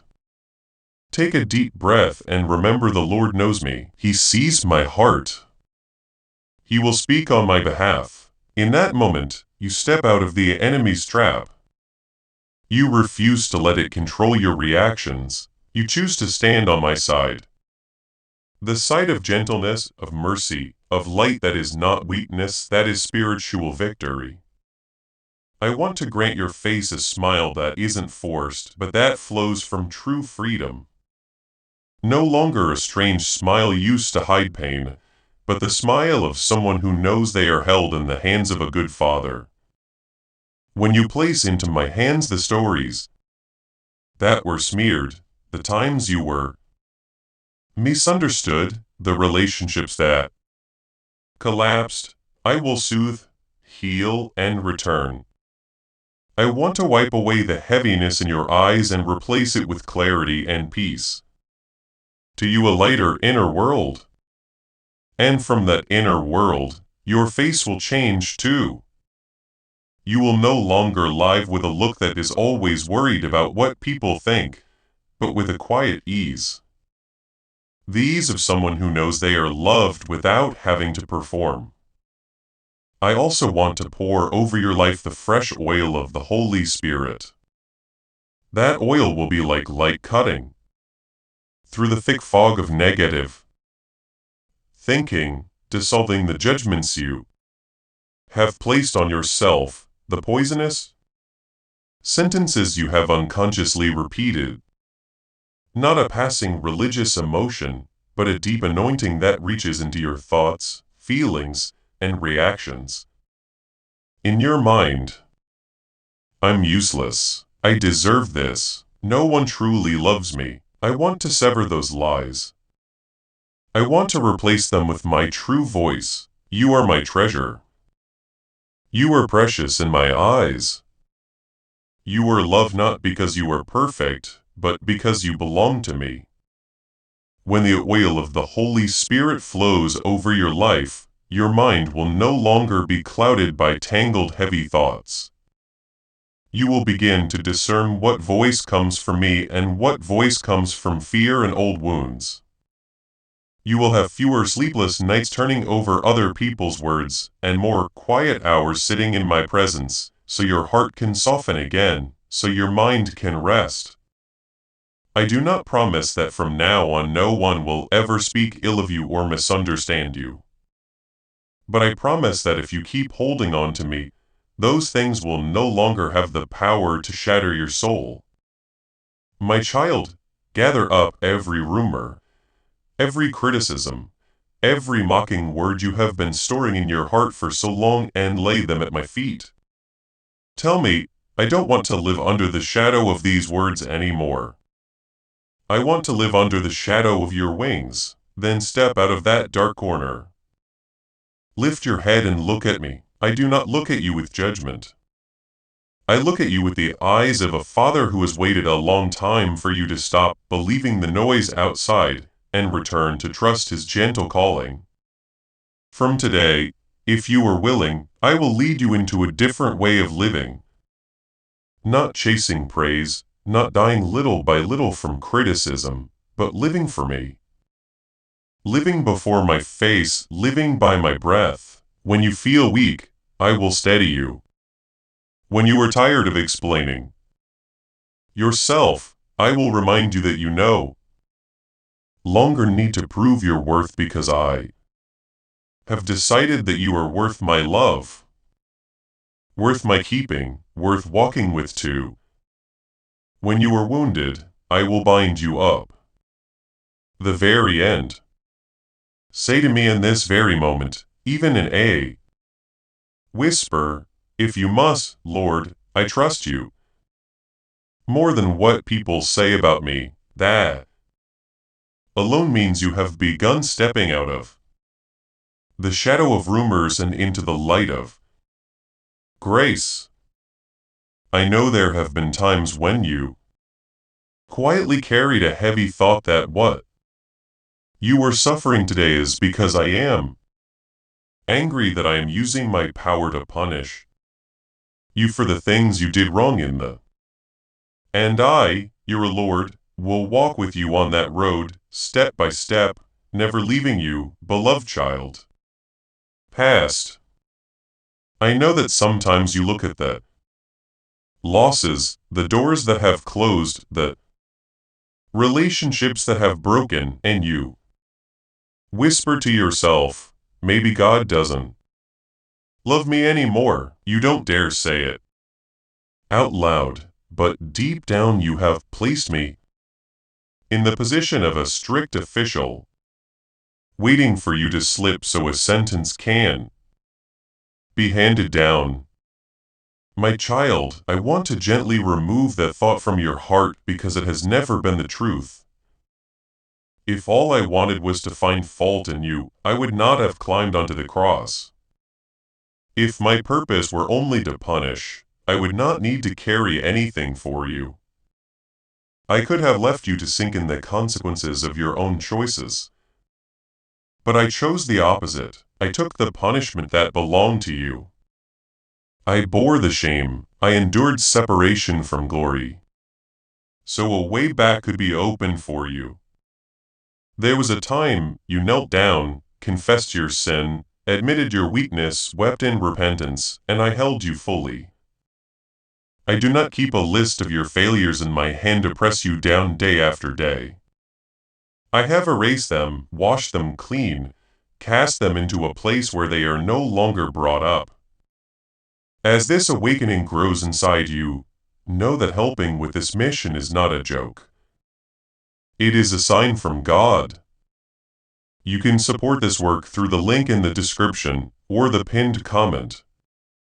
Whether by buying a coffee, making a donation, or becoming a member of our COF community.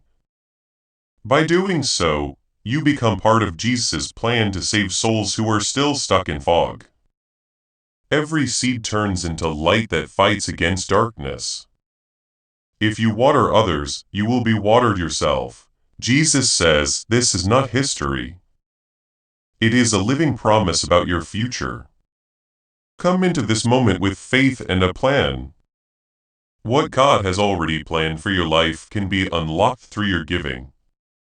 So why do you still live as though I am standing at your door with a whip in my hand? Listen to a question I placed before you. Has there ever been a moment when you truly saw me snatch back what I gave simply because I wanted to torment you? Have I ever given you joy only to take it away for pleasure? You often look only at what was lost and forget what I have preserved for you. There are disasters that brushed past your life without you ever knowing. There are doors that if opened at the moment you begged would lead you further astray, and I held them back. You call that loss. But in reality there were times I was rescuing you by saying no to what you thought was a blessing. I do not deceive you, nor do I scheme to harm you. I am not one who gives and then takes back to satisfy himself. I am the one who let his hands be nailed on the cross so innocent blood could pour out to the very last drop for you. I willingly stepped into the deepest place of pain a human can bear, so you would no longer lie haunted by the thought that God is merely waiting to strike you down. A love that was crucified for you does not turn back to curse you. A Savior who chose to die in your place has no interest in pushing you into despair. Some of the pain you carry is the natural result of wrong choices, of toxic environments, of people hurting one another, of a world broken by sin. The consequences are real, the wounds are real, the tears are real. But do not use that to conclude that I am the source of every ruin. When you run to me in repentance, when you choose to turn away from sin, leaving behind the habits and ties that drag you down, in that very moment, I open my arms. I did not form you to destroy you. I came to heal, to pull you out of those cycles, to receive you. I do not make you wait in some holding corridor. Do not demand that you pay for it through endless rituals before you may enter. I have forgiven you, accepted you, called you by name. So what is making you hesitate? What keeps you standing far off, avoiding me, bowing your head? Carrying the feeling I am hated, I am being punished, that is not my voice. You are listening to another sound. The voice of one who whispers in your ear that you have crossed the line, that I am tired of you, that what you suffer today is the final blow meant to end you. It wants you to believe I hold grudges, that I remember every small fault, that I secretly arrange everything so you will taste pain. That one is not me. You have once immersed yourself in my word. You have known who I am. You have heard, read, and sensed part of my true portrait. I am rich in mercy, slow to anger, abounding in faithful love. I give eternal life not as something lent and later reclaimed, but as an everlasting covenant sealed with my own self. This is not a small matter, not a few temporary comforting lines. This is the foundation for how you see every upheaval happening around you. When obstacles crash in, when conflict flares up, when everything becomes tangled and the adversary seems to be winning, I do not turn to you and say, "See, I'm teaching you a lesson through disaster." Yes, I can use even hardship to shape you and reveal deeper things, but I do not swing a sledgehammer to crush you. The enemy is the one who wants to use every. I do not take pleasure in watching you stagger. Failure to drag you into the pit. It whispers, "That's your God. Look how he treats you." And if you believe it, little by little, your heart will harden toward me. Even if outwardly you still go to church, still pray out of habit. Look back and see each time you fall into the whirlpool of self-accusation. Resentment toward me, bitterness toward heaven and earth. What happens to your life? Your heart does not grow lighter. It grows heavier. Your faith does not become stronger. It slowly weakens. But in those rare moments when you dare to come to me with the whole truth of yourself, even disappointment, confusion, even anger, in those moments, even if your circumstances have not yet changed, your eyes do not become brighter. They see only darkness. Heart begins to loosen. I do not drive you away because you dare to ask why. I do not shut the door because you were hurting so much you blurt out unreasonable words. I am big enough to hold your bewilderment. What I want from you is not a pious appearance always saying I believe, I'm happy, I'm fine, while inside you are falling apart. I want the truth that is in your heart. Even when that truth is still tangled, still full of questions. Because only when you bring what is real before me can I touch the exact place that needs healing. If you keep hiding, keep pushing it down, keep smiling it away, the wound will continue to fester and the accusing voice will grow louder day by day. So find a quiet place, a private space where you can take off every role you have been playing. Come to me, not with polished words, but with a very human sigh. You can say to me, "Lord, I'm not trusting you the way I thought I did. I'm angry. I feel wronged. I'm afraid. It feels like you've left me." I am not repulsed by those words. I was in the Garden of Gethsemane. I have tasted loneliness. I once prayed with sweat like blood. If it is possible, let this cup pass from me. I understand what it feels like to want to run from pain. Let your heart pour out before me. If you need to cry, then cry. If you want to be silent, then sit still in my presence without forcing yourself to say the right things. I do not despise a trembling heart. I simply do not want you to keep carrying mountains of regret and guilt inside you. My desire is for you to be set free completely, not feeling lighter today only to be dragged back tomorrow by the same old hauntings. I want to uproot the chains that bind you from within so that when you rise, you will know you truly belong to the light and are no longer living in the gray zone. I do not rescue you halfway. Of shame. Perhaps you think, I have repented.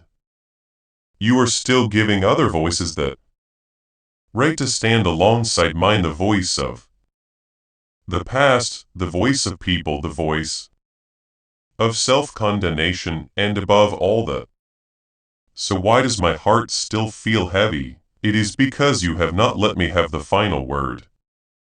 Voice of the adversary. Today I invite you to lay all those voices down and ask again, I, your Lord, what have I said about you? What do I call you? How do I see you? What price did I pay so that you would no longer be chained by sin? When you begin to see yourself through my eyes, everything will change. You will realize that what you thought was punishment is in fact an invitation to return. What you called a curse is sometimes the fence I set up to keep you from rushing into the abyss. The people you thought were destroying your life may at times have been instruments that expose the cracks within you, the very places I want to heal. I do not excuse their wrongdoing, but neither will I allow the wounds they cause to become your ending.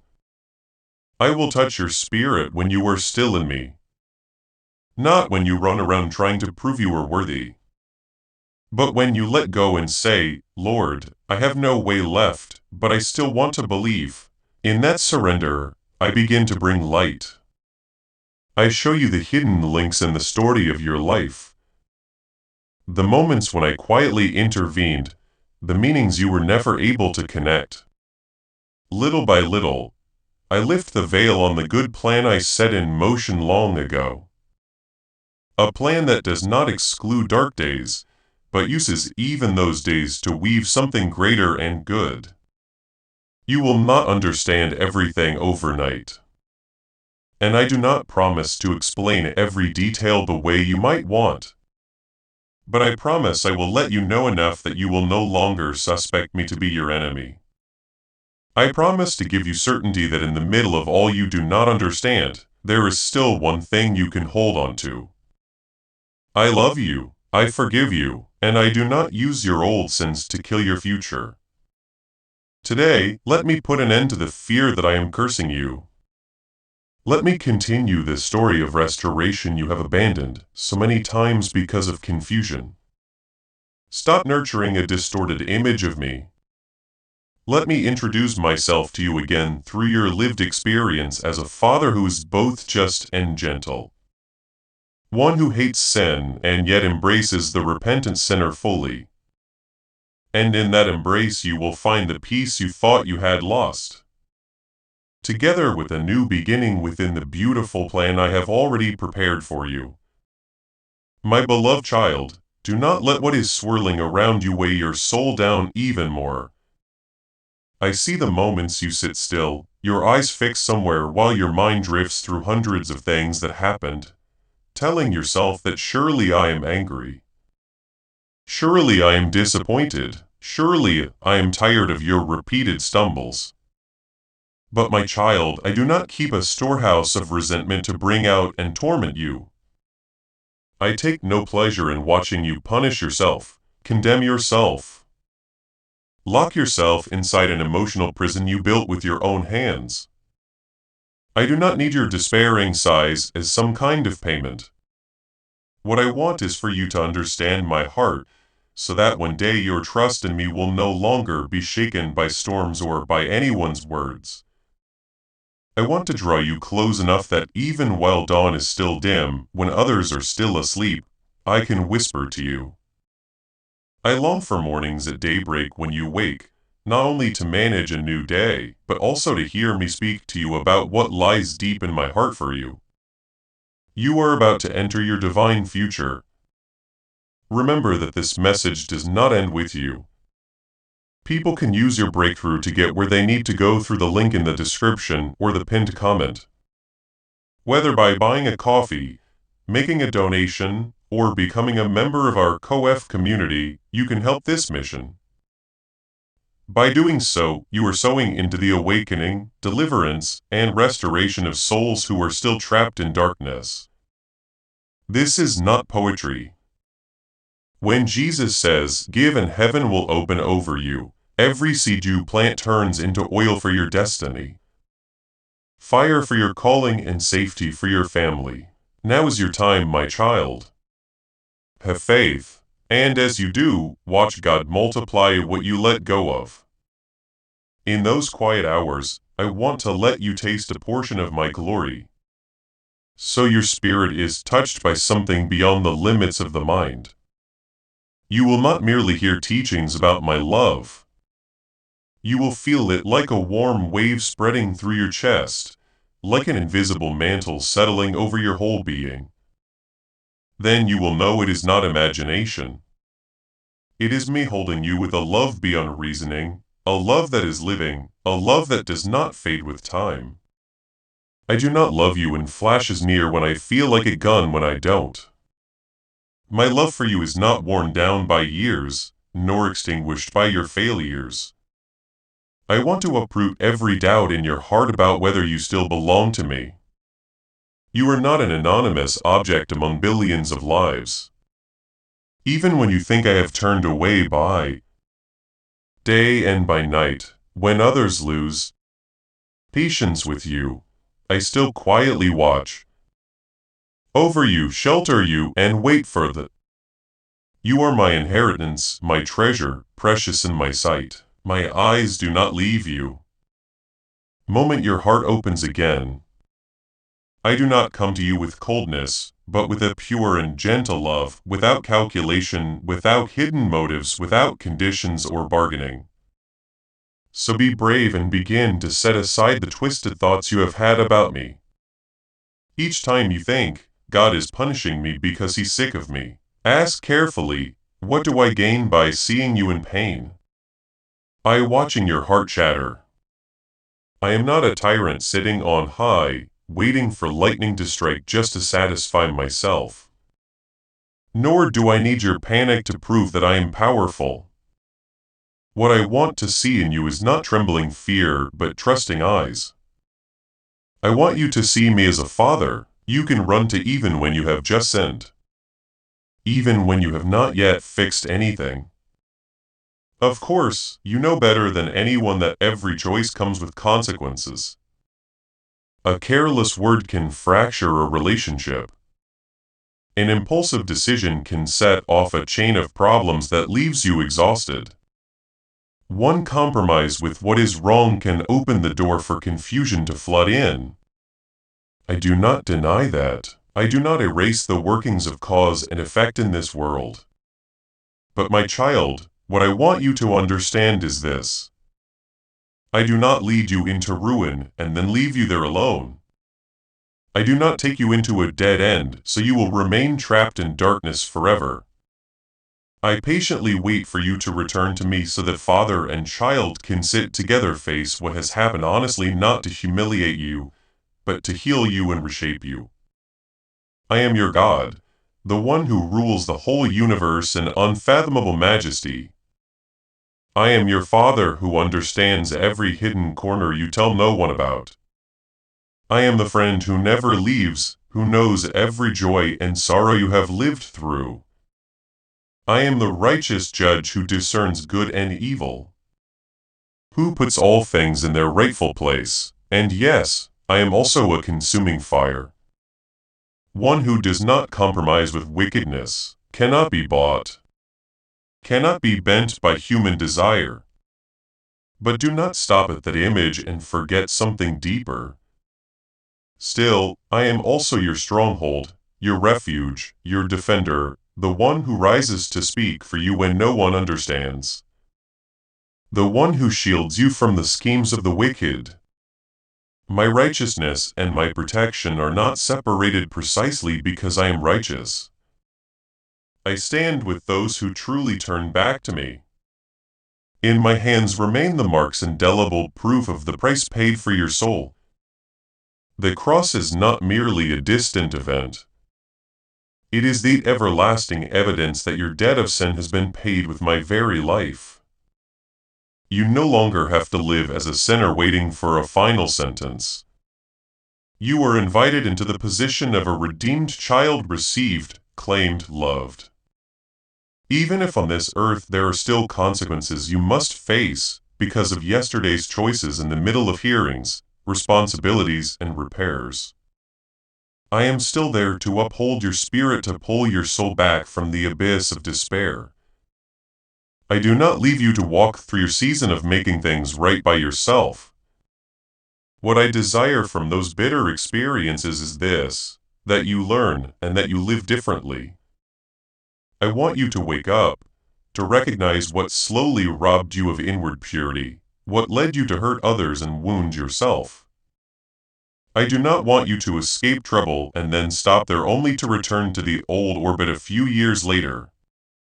I want to see you choose another path, a way of life that does not injure the people beside you, does not despise the truth, does not treat holiness lightly.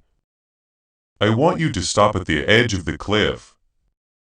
Turn your back on what pulls you away from me and take new steps in the light. If I have kept you from the stumbles that others have fallen into, if you have been able to refuse the temptations, the shadowed trips, the pleasures that silence your conscience, then do not drift to. Even if that first step is trembling and slow, sleep inside that sense of safety. Stand even firmer. Do not look on others as they fall with pride, forgetting that it is my grace that has kept your feet from slipping. Keep your distance from what you know does not belong to me. Do not play with fire and then ask why you are burned. I want my peace to seep into every corner of your soul, so that you will not merely live by avoiding sin in a strained, reluctant way, but truly delight in the freedom I give you. Freedom is not doing whatever you want. It is no longer being bound by what destroys you. I long to see your spirit filled with joy that does not depend on circumstances. I want you to come to me, not with the posture of someone hiding and shrinking back, but with the boldness of one who knows they are loved. Do not be afraid to draw near. You are not walking into a courtroom. You are coming home to the Father's house. Use even your own breath to intercede for your family, for those you love, for those who are lost. Every whisper you lift for your loved ones does not fall to the ground as something meaningless. I gather those prayers and turn them into streams of water, watering the dry soil within their hearts. You may not see change at once, but I am working in my way in my time. And while you wait, persevere. Do not let go simply because you have not yet seen results. So often you ask for a particular door, a particular person, a particular path, and when I do not respond exactly as you hoped, you quickly conclude that I am silent, that I do not hear, that I have. Do not measure my goodness by the speed at which I answer according to your preferences. Overlooked you. But my child, there are requests which if I granted immediately would give you brief happiness, and then leave you with lasting consequences. There are things you think are blessings. Yet I know they would become burdens, and there are things you fear losing, but I must remove them to rescue you from chains you have not even recognized. So when the outcome comes and it does not resemble what you prayed for, do not rush to reject it. Ask me, Lord, what are you trying to teach me through this arrangement? What do you see that I have not seen? If you are willing to look through eyes of faith, you will realize this.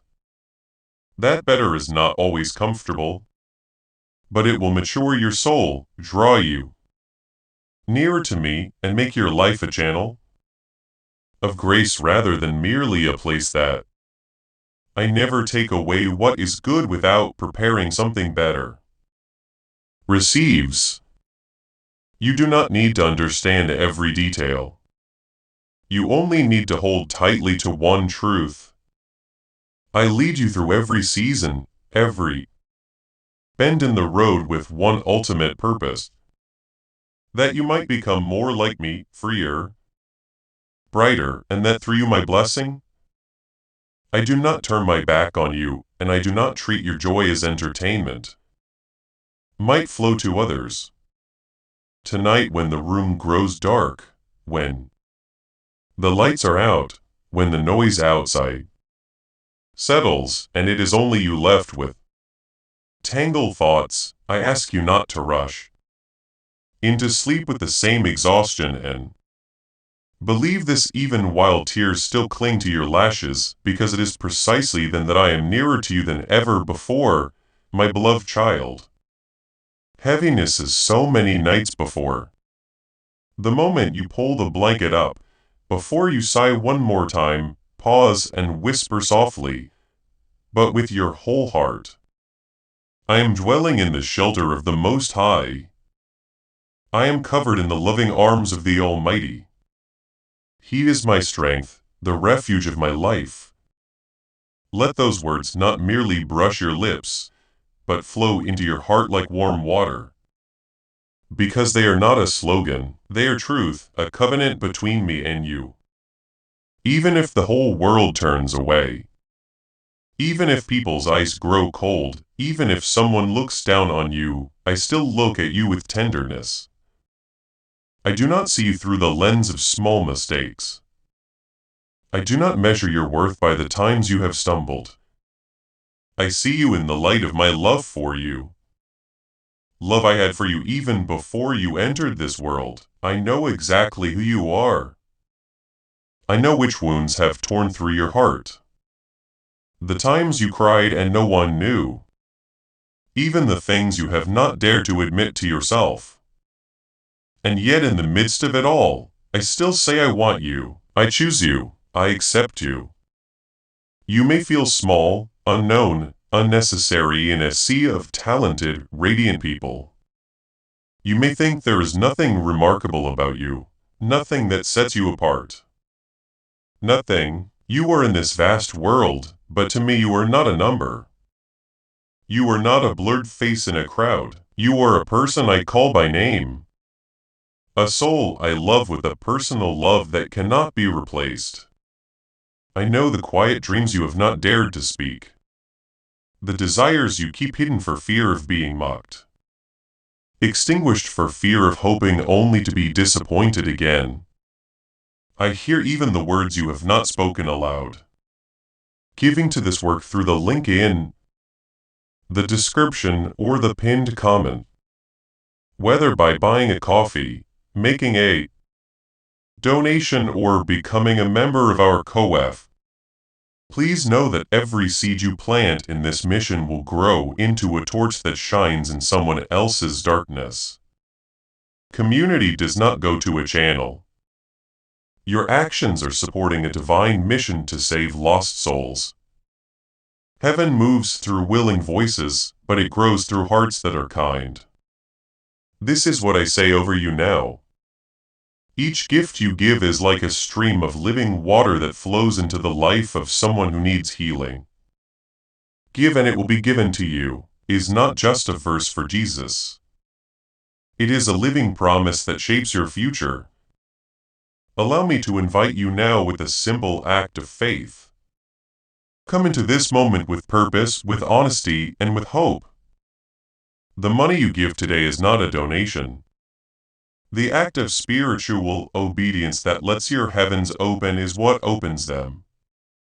Let go of your seed and see what God brings back into your life. And I tell you this, a time will come, not decided by your anxiety or your rushing, but appointed by my loving plan, when you will rise and choose to change your life. Not because of pressure, not because of shame, but because you will realize you were not born to be swallowed up by habits that destroy the soul. A day will come when you have had enough. When you turn your back on what once bound you, toxic relationships, addictions of mind and body, ways of living that leave you emptier by the day. Not because you suddenly become strong, but because my grace touches you, opens your eyes, and lets you see your worth in me. And once you have seen it, you cannot continue living as though you were worthless. Then you will begin to learn something you may have overlooked: to value yourself, not with inflated pride, but by caring for your body and soul as I have instructed. Love your neighbor as yourself. How can you love others if you do not know how to treat your own soul with kindness? How can you lift others up if you are being crushed by contempt for yourself? I do not call self-care selfish. On the contrary, I teach you to rest, to listen, to guard your heart from what is poisonous. I want you to know that setting boundaries, learning to say no to what pulls you away from me, practicing respect toward yourself, these are not indulgence. They are part of obedience. You must learn to recognize your true value in my eyes, not according to the warped standards of the world. You are not the sum of other people's criticism. You are not defined by what you have or have not achieved. You are not only the painful memories you have lived through. You are the one I have called, shaped, kept, and redeemed at an immeasurable cost. When you begin to believe this, you will stop chasing cheap affirmation from careless glances. You will stop trying to play someone else's role just to be accepted. Little by little, you will dare to live honestly. You will dare to say enough to anything that insults your dignity because you know you deserve to be loved in a healthy, pure, truthful way. Instead, when you truly know you are loved, treasured, and shown grace apart from merit, you become gentler, more willing to bow low, more able to listen to. This awareness will not make you arrogant, because an arrogant heart is a heart that has forgotten who it was before my touch. Another's pain. You will no longer need to trample anyone to feel higher. You will be able to embrace others in their shortcomings because you understand the feeling of weakness, of being wounded, of being lost. And yet you will no longer allow anyone to crush your soul because you know you belong to me. And you guard that dignity as a gift. I want to give you a heart soft enough to tremble at broken lives yet firm enough not to sink into their darkness. A heart that knows compassion without belittling itself. Empathy without losing the path I have set for you. As you step into this rhythm, you will gradually learn to receive the blessings and gifts I pour out without pushing them away with feelings of unworthiness. Many times I draw near with good opportunities, wide open doors, healthy relationships, chances for you to grow in your abilities. You step aside for others not because of true humility but because you have believed a lie for too long that you are always less lower and that the best thing. And yet you reject them in your heart because deep down you believe I don't deserve this. Is to move out of the way. My child, I do not give grace because you are perfect. I do not offer opportunities because you never make mistakes. I do not hand out blessings as rewards for those without blemish. Every good thing I give because I love, because I choose, because I have a plan. I see all your foolish moments. I am not blind to your wrong choices. I know the hidden corners you do not want anyone to see. But I also see it in you what you have never recognized. Endurance, compassion, quiet perseverance, the ability to lift others with simple words, small faithfulness the world never notices. I see a sprout of life in the ashes. I see a faint light in a corner you thought had gone dark. And because I see both your weakness and your potential, my grace is truly grace. I reach out not after you have cleaned yourself up, but while you are still stained, and I choose to gather you into my arms. The blessings I give you flow from who I am.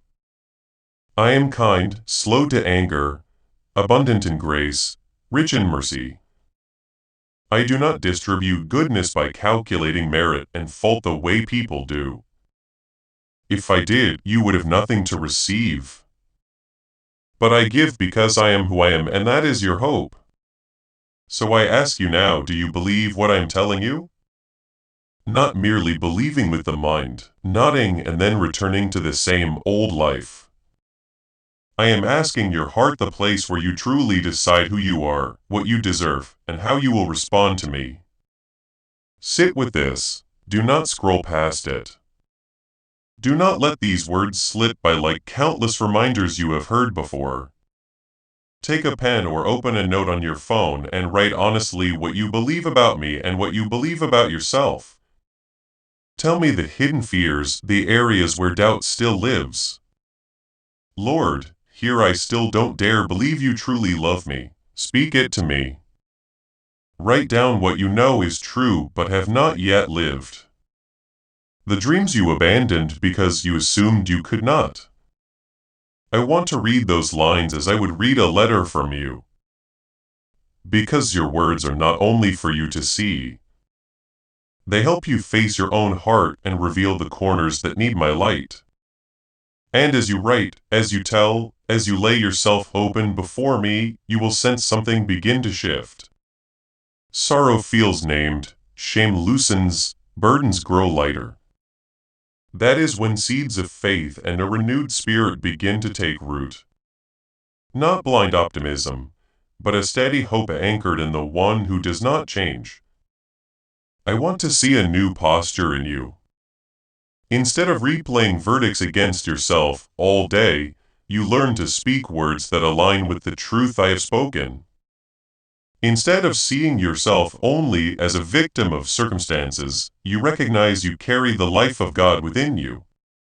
Instead of staring only at failure, you learn gratitude for the times I have kept you even when you did not notice. Work with me in this journey. I give you living words and you speak them, write them, meditate on them, receive them in faith. I plant within you a new picture of who you are.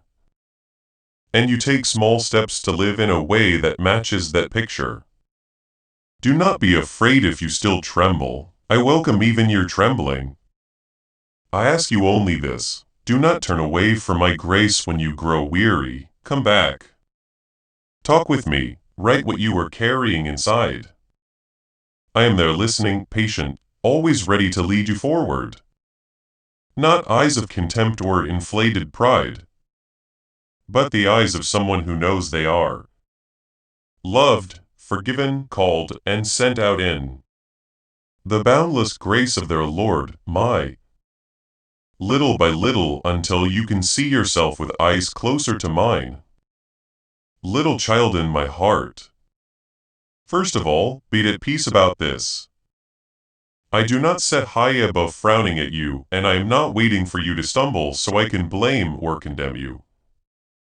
On the contrary, long before you knew how to call my name, I had already leaned down to look at you with a love that has no fences and no borders. But the truth is that in every weary breath you take, I am still surrounding you, still guarding you, still holding you close to my heart in a way you're natural. There are days when you think that I have gone far away, that I am silent because I am tired of you. Eyes cannot see. You do not have to try to become a better version of yourself in order to be loved by me right in the middle of your mess, your weakness, your lack and flaws. I have already called you by name and placed you in my arms. The words I have spoken over your life are never empty, casual phrases. Every promise I give carries life and power. It does not fade with time. Nor is it buried by circumstances. If up to this very moment you still have not seen the things you hope for, that does not mean I have changed my mind. Nor does it mean you have been removed from my plan. Under this sky, everything I do has a precise time. Like a seed that only sprouts in its season. Like dawn that only breaks when the night has been long enough. You want everything to happen right now so your heart can feel lighter. But I see beyond a day, a month, a year. I see the entire journey. I see how your soul needs to be set in order and to grow before the blessing comes, so that the blessing itself does not become a burden to you. That is why I'm teaching you to wait with a heart that knows I do not forget you and I do not forget a single promise spoken over you. I am preparing you for something even you cannot yet imagine. There will come a moment sooner than you think when your heart will overflow with joy in a way you cannot picture right now. Then you will no longer be able to stay silent. You will want to tell it, to write it down, to proclaim it to yourself and to others. I still trust the Lord, even though there were days when it seemed impossible to believe, but I am not waiting for that day to start rejoicing, even now. When you choose to whisper a small simple phrase, I trust you, while nothing around you has changed, heaven is already listening and rejoicing because that is genuine faith. Faith that does not rest on feelings or on immediate visible results, but on my faithful nature. Do not let fear dominate every conversation inside your heart anymore. You look toward the future and see question marks. What will happen with my work? Which door will open? Will I be capable enough? Will I be left behind? Will I be rejected? You calculate many possibilities and then imagine the worst scenarios and your heart tightens in anxiety. You watch the news. You listen to the words of the world. You look at your circumstances, and the inner space of your heart gradually gets filled up with voices that oppose the truth I have spoken. But my child, pause for a moment and let this truth sink deep. I am not a vague idea or a religious concept. I am the living answer to every confusion inside you.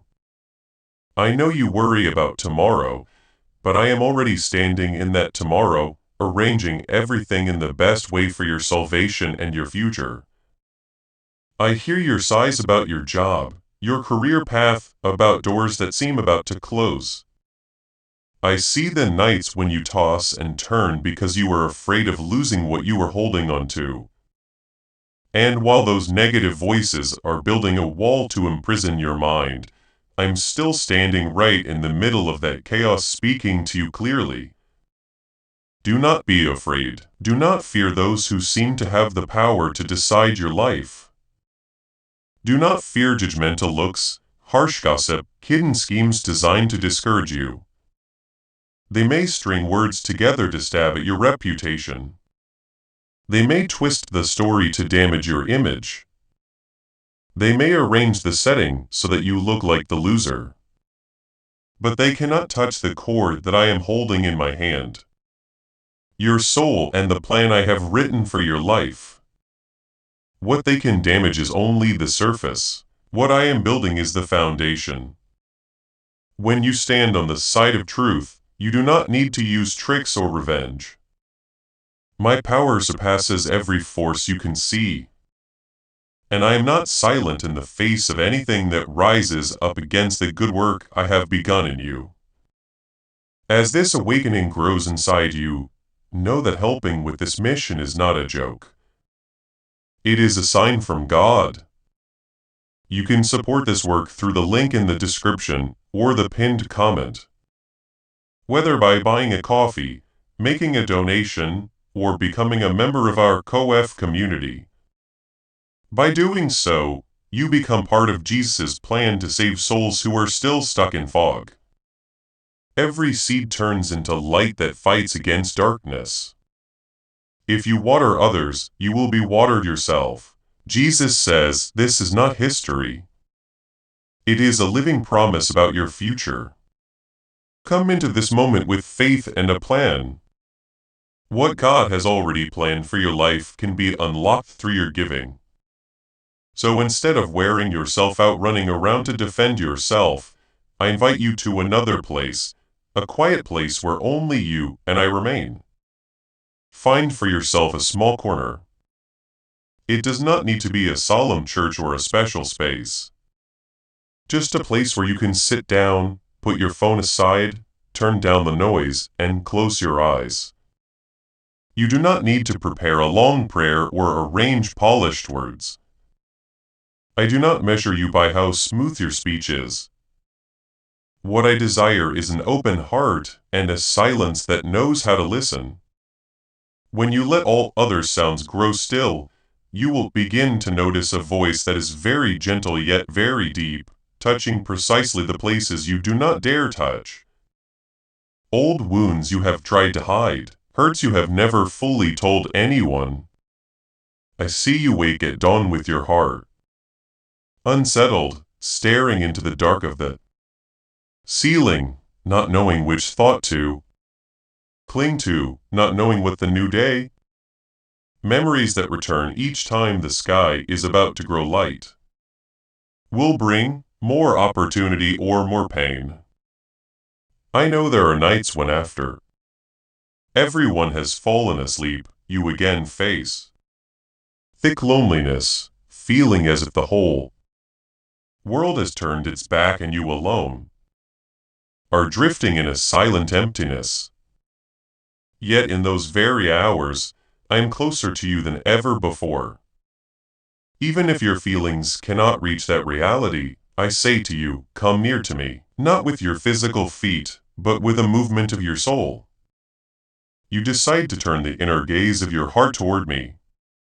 Even when you feel empty, even when your tears are still on your face, you can sit there without saying a word. Simply letting your heart rest under my gaze. You can let the tears fall without rushing to wipe them away. Because every tear that falls in, my presence is seen and kept by me as part of the story I am healing. Even if you hear no sound, I am still speaking into the deepest place inside you. You are not abandoned. I am here. I am holding you. The world is very skilled at making you lose heart. It uses bad news, failure, comparison, and false standards to drown you in feelings of uselessness, loneliness, and inferiority. Some people stand on the sidelines, waiting to see you collapse so they can feel superior. Some watch you with eyes that are eager for one wrong step so they can judge you. But in the midst of those cold stares, there is one gaze that never changes. It is my gaze full of gentleness and full of power. My Holy Spirit does not stand far off watching you struggle. He steps into the very darkest places of your life, stretches out his hand to lift you up little by little, and whispers to you the words your heart has needed to hear all your life. Rise up, my child. You are not a broken, useless object. You are my treasure. What has wounded you does not have the right to define you. You will make it through because I am walking with you. Hold these words close to your heart, especially as you are about to fall asleep. Do not let your night be occupied by gloomy scripts and endless what-if questions. Before you close your eyes, let a few of my words echo again in your mind. I am here. I watch over tomorrow. I care for you. These simple words are like gentle hands pulling your thoughts out of the whirlpool of worry, leading your soul into a place of peace you could never find on your own. Each word I speak is a piece of bread that feeds your soul. If you allow these words to soak in, you will notice your sleep gradually ceasing to be a place of nightmares and fear and becoming instead the time when I keep a clear drop of water soothing the thirst inside you. Watch over you in the quiet. Can you imagine this? The space you live in is not just four walls or room and a few pieces of furniture. When I am present, that place becomes holy ground, though your physical eyes cannot see it. If your spiritual eyes were opened, you would realize that around you there are not only unseen dangers, but also a whole heavenly army standing guard. Just as in days of old when I opened the eyes of Elisha's servant to see the hills full of chariots of fire all around.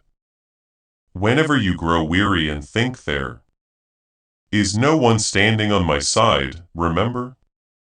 That above you is an army that does not sleep, sent to protect you from things you.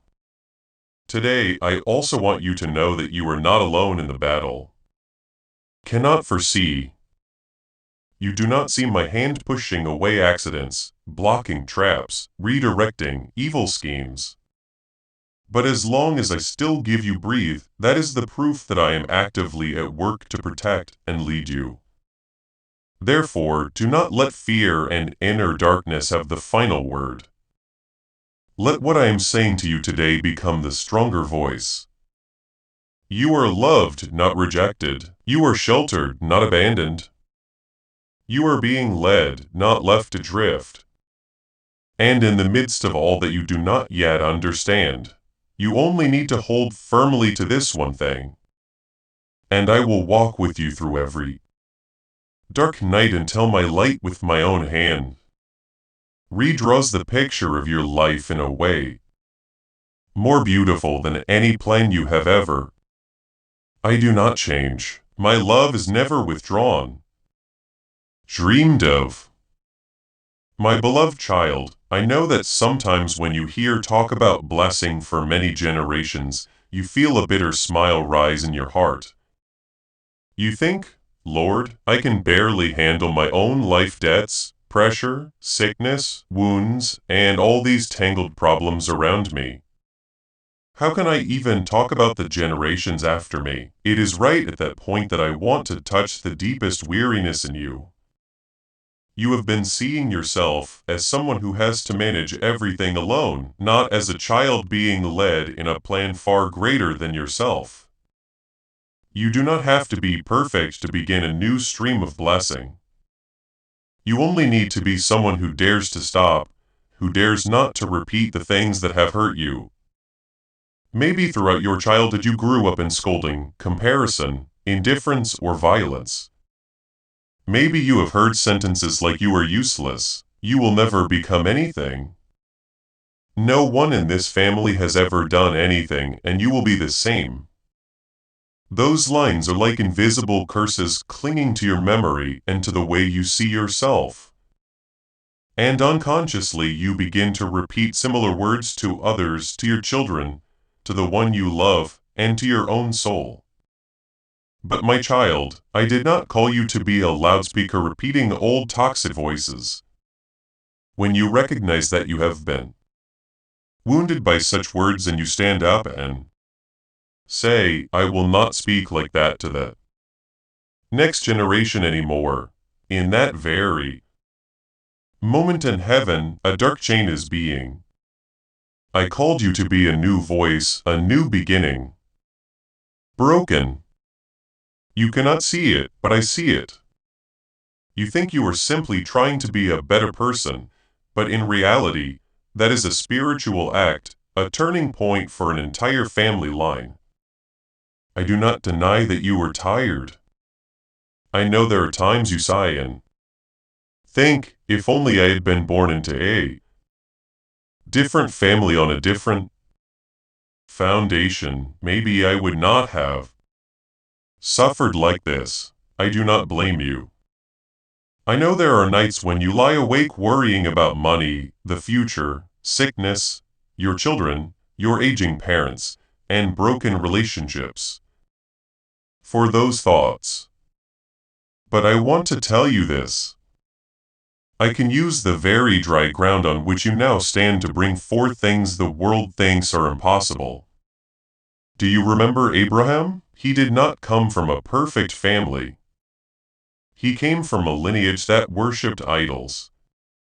But I called him to step out of his old way of life, out of his comfort zone, out of the patterns his whole household clung to, and from a man with no child, no land.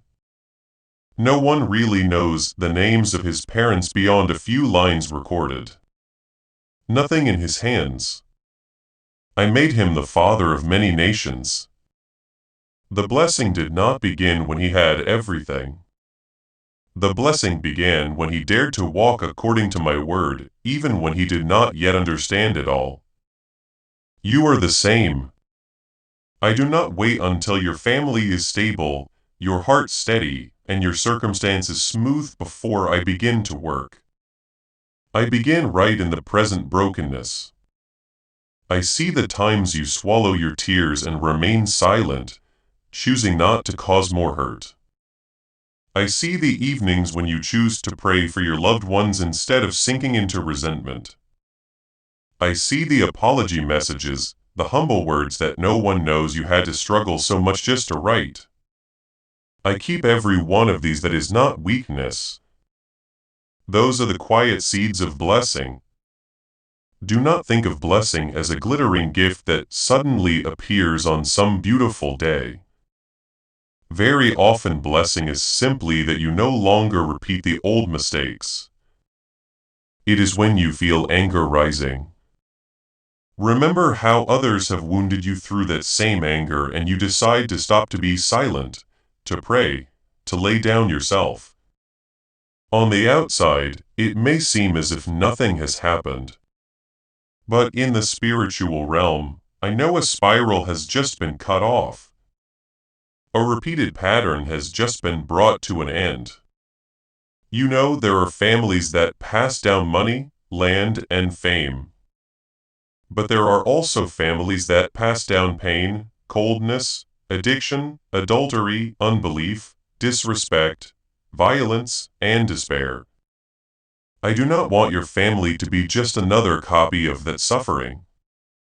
I want you to be the first one to say enough, not in pride, but in surrender. Not by your own willpower, but by my grace. You may think you are too small in your whole family line. You think your voice carries no weight. You think that because you are not highly educated, not especially capable, not wealthy, you could never change the life of anyone. But my child, in the kingdom of heaven, those standards decide nothing. What I am looking for is not a perfect person, but a willing one. Someone willing to kneel when everyone else in the house only knows how to argue. Someone willing to forgive when everyone else only knows how to remember wrongs. Someone who dares to speak the truth in love instead of continuing to live in pretense. Remember Hannah, the unknown woman who wept bitterly in the temple because she had no child. She was despised, mocked, and misunderstood by others. Yet she did not pour out her bitterness on people, she poured it into my hands. She pleaded with me. And I gave her Samuel, a son set apart from me, who became a prophet, a priest, a leader of my people through a time of great turmoil. One hidden woman, one tearful prayer, and an entire generation was affected. You do not know whom the prayers you offer today will reach or what they will change in the future.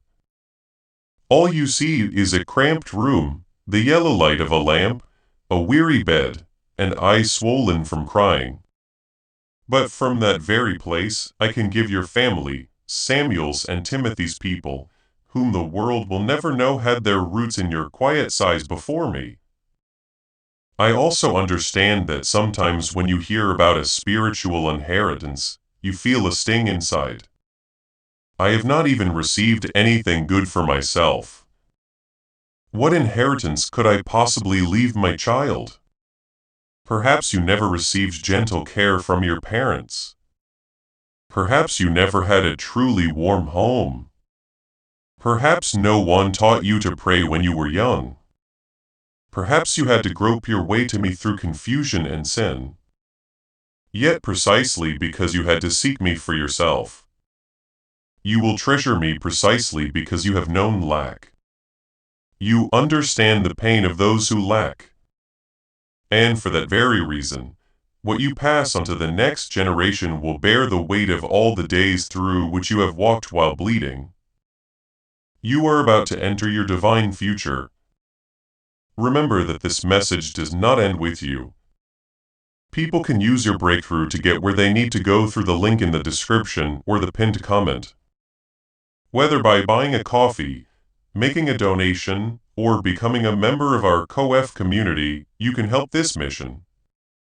By doing so, you are sowing into the awakening, deliverance, and restoration of souls who are still trapped in darkness. This is not poetry. When Jesus says, "Give, and heaven will open over you," every seed you plant turns into oil for your destiny, fire for your calling, and safety for your family. Now is your time, my child. Have faith, and as you do, watch God multiply what you let go of. I do not promise that just because you believe every wound in your family will instantly disappear. I am not saying that just because you pray everyone around you will immediately change. There will be those who remain hard-hearted, who still refuse and resist. There will be nights when you intercede and the next morning shows no sign of improvement. But do not think that this is useless.